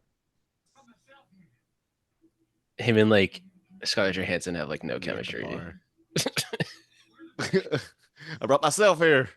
Yeah, I already did this. All right. Let's get this going. Give me that Morse code. Morse code. They didn't choose me. They chose her. Yeah, I guess it is kind of like a contact thing. Like it shows her. Here we go. Ooh, look at that shot. Ooh, gorgeous. You know what did drive me nuts as well with Contact was the scene where they said that like they didn't believe her, and then they were like, "Well, let's look at her like video that she got from the thing." then- it was and then- 18 hours long, and then they never. Yeah, she's addressed like- it. Yeah, she's like, well, what I found interesting was that there's 18 hours of footage recorded, Footage. and then Hades is like, that is interesting. And then they Hades' never address voice. it again. They just let the movie end. Yeah. So, Yeah, James Woods is. what do y'all think of Jodie in that movie? She's awesome. She's great in that movie. She's Right? great. Yeah. Like, I think really the only thing that really knocked me off on that was genuinely the visual at the end of the movie. Just like it just looked really off. I was just like, what's going on here? Like it doesn't feel like there's anything that like it just felt like the technology wasn't there to like visually translate emulate what it yeah. wanted to. Yeah, the visually translation just was not there. Like this feels like it's there. You know what I mean? But this is also a concept thing, right? Of like, Yeah. I don't know who thought of it or what the brain, like, you know, the hive mind of like, oh, we're going to have this tesseract and it's going to have these dimensions and it's going to be doing this. And like I was talking about that ad, it's like you have these walls of like barcodes of light that are, he's percepting this, you know, Morse code onto this watch somehow. Like, bro, what? But it's like, hold on, let me cook. Let's figure this out. And then like that watch has been there since she's like a little girl. Like he already had it. It's like that's like when I think about stuff like that, I'm like, dude, I can't. This is like I need to like walk away from this conversation because I can't think about this. I don't think that hard. I'm more worried about this man with the tired iron. It's like he's like, I got this. Casey Affleck's like, bro, I want to like punch you in the face and you'll just like drop down. Yeah, see, like right here, she's like, look, I'm the future. You're the past. She's holding the tire iron in the bag. That's the funny part. I know no one He's told him gonna to hold turn it into up. Venom in a Yeah, second. there you I go. know. Now you pan back around. Oof, there you go. He's gonna die. He looks like Michael Caine. Batman Begins. Batman Began. I love how she waited to get to her office to do that. The Morse code. She She could didn't have have paper. Yeah, I guess that's true. Yeah, she could have learned She got to get to the lab to cook, bro. Let her cook. she's cooking. She is She's cooking. making meth. Look at all this. I don't even know. Is this Breaking Sad, She did am I it. right? She did a really bad job erasing that though. Yeah, You gotta she did. watch that. You gotta watch that board. Oh, this is the shot that I have right here. Oh yeah, This is the shot that I got with my initial Blu-ray release. What was the Eureka? Like obviously the Eureka thing, but didn't someone like actually that figured out? I think Bro, it was okay, a. never mind. It I was going to tell it you was like something. definitely a scientist, but I can't remember who. That figured out I don't want to put and this on said record. Eureka. Say it. Put it on record. Say it, dude. Bro, these STEM people are horny as hell.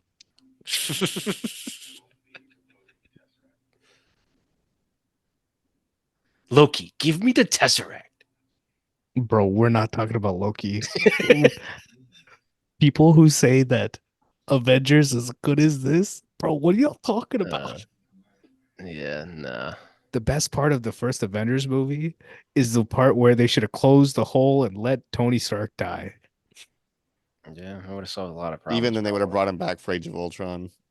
Yeah, no, He should have died in Age of Ultron. I think they kept pulling his emotional guilt forward. It's like y'all should have just been, bold enough to kill him. Creation of Adam. Reaching Bro. out. See, he already did this. Whoa. Hold on. He's this earlier.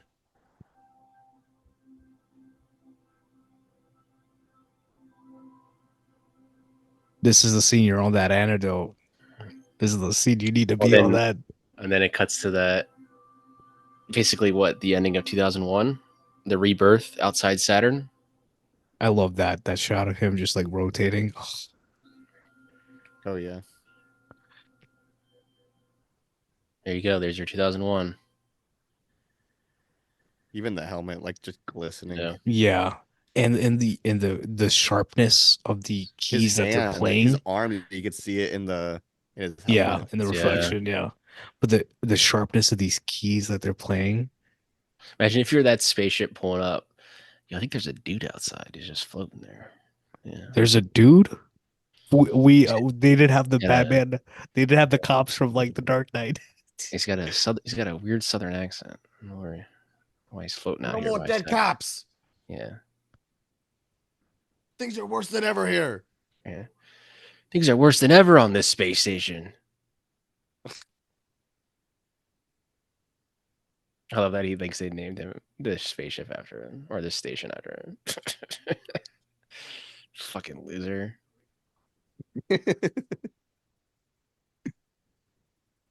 These freaking nerds playing ball.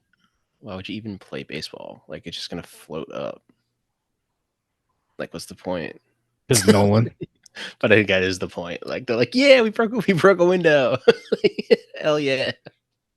The glass just comes down and comes into one of their eyes. Yeah, that dude's probably so pissed. He's like, another third one this week. I told you, damn kids, stop that shit. What's that poop again? It's named after your daughter, dummy. It's almost like they just share the same name. Yeah, bro, you're like 145 years old.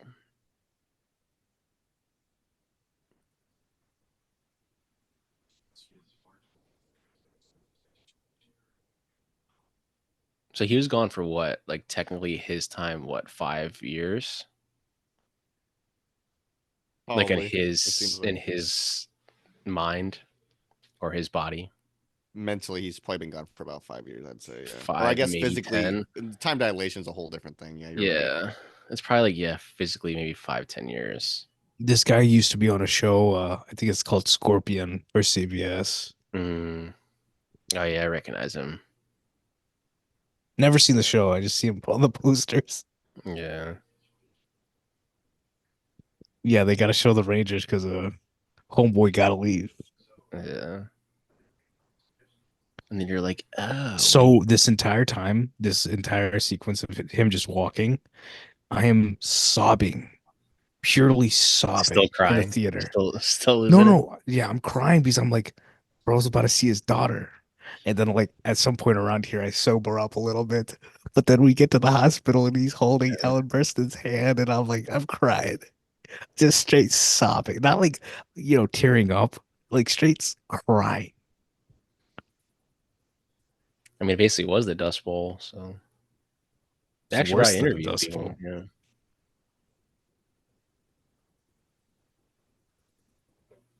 I mean, don't scientists say a Dust Bowl is bound to happen again? Eventually. Let's live in denial for now, as Yeah. humans do. We gotta send someone off the moon. I like Actually, it's how probably why those scientists are up there right now. this is hilarious that they just brought these little poles and stuff probably to the set, Yeah. just afterwards or before Oh yeah. This, probably. yeah. Same set. Yeah. I love how Tars was floating next to him too. While he's always floating by Saturn, Tars was also there. Just Another thing, the great DPs always with their lighting sources, man. hmm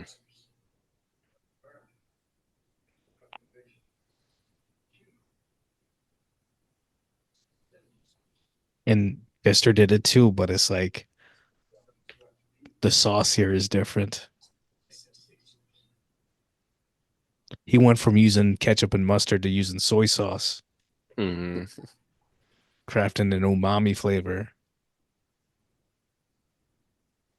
Here's your same scene with Tars, but Lithgow. with Lithgow in the beginning. Yeah. I think there's a bit of like a color grading or something going on here with that, trying to Yeah. make it Like look that. darker. The other shot looks really dark.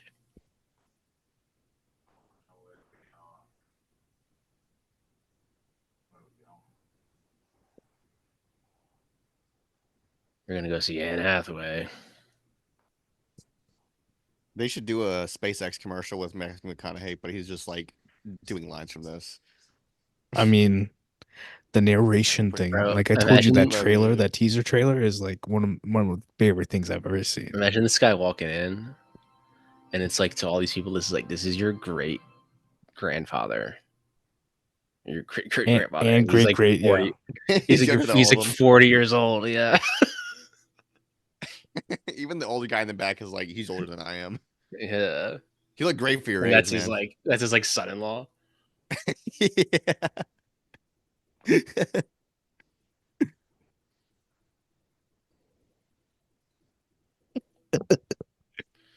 He's like, damn, you're old.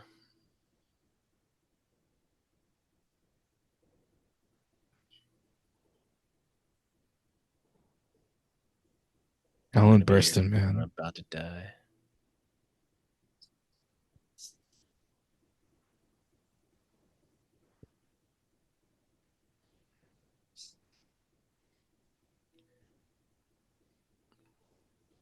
He did come home. Well, he went to Saturn and then she had to go meet Dude, I'd be fucking pissed if my dad went and came back and I was older than him. Yeah, he will hell. Bruh. Straight sobbing.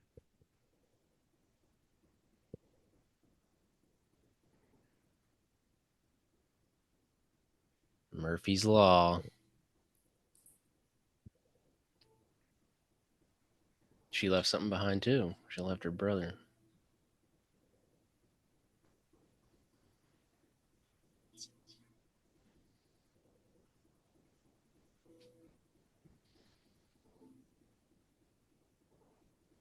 Where? To Anne Hathaway. Did you not see what she looked like? She's pretty cute. Bro, her Heartbeat is 55. Look at her making Case is. Can you come down in here and help me? This is like Working his ass off and Arizona or she's just something. watching. Right? That's a great shot though. Right there. Oh yeah, one of the best shots of the movie. Look at Tars rising from the dead. Yeah, it's a great use of shadow right there. It's awesome.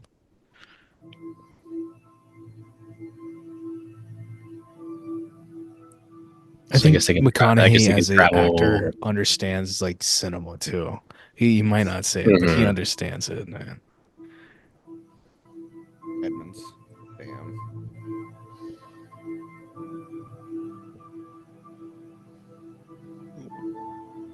What is this, Star Wars? Yeah, it's really like the travel light speed right now. Like, how's he gonna get there? Like wormholes just pop out of nowhere. You guys understand? Technically, I guess they do. But it's necessary. Yeah, it's necessary. Thank God they didn't. They will never make a sequel to this movie. Thank God. Interstellar 2. Thank God. Because this thinks there is. This ending right here, man.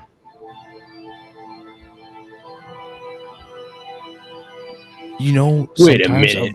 Sometimes shit, I'm gonna get fired now. A reprisal of a score can be corny. It can be overplayed. But the novelty of this score, the emotion of this score, for me personally, will never get old.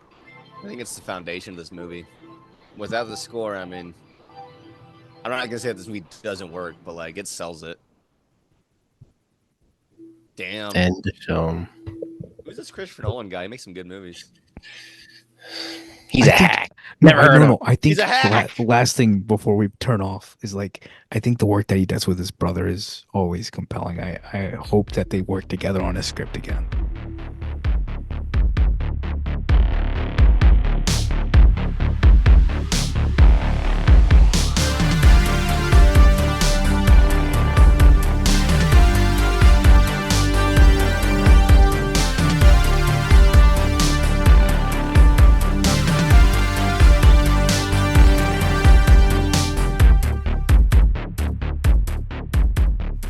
This podcast is hosted and edited by Pat Brennan.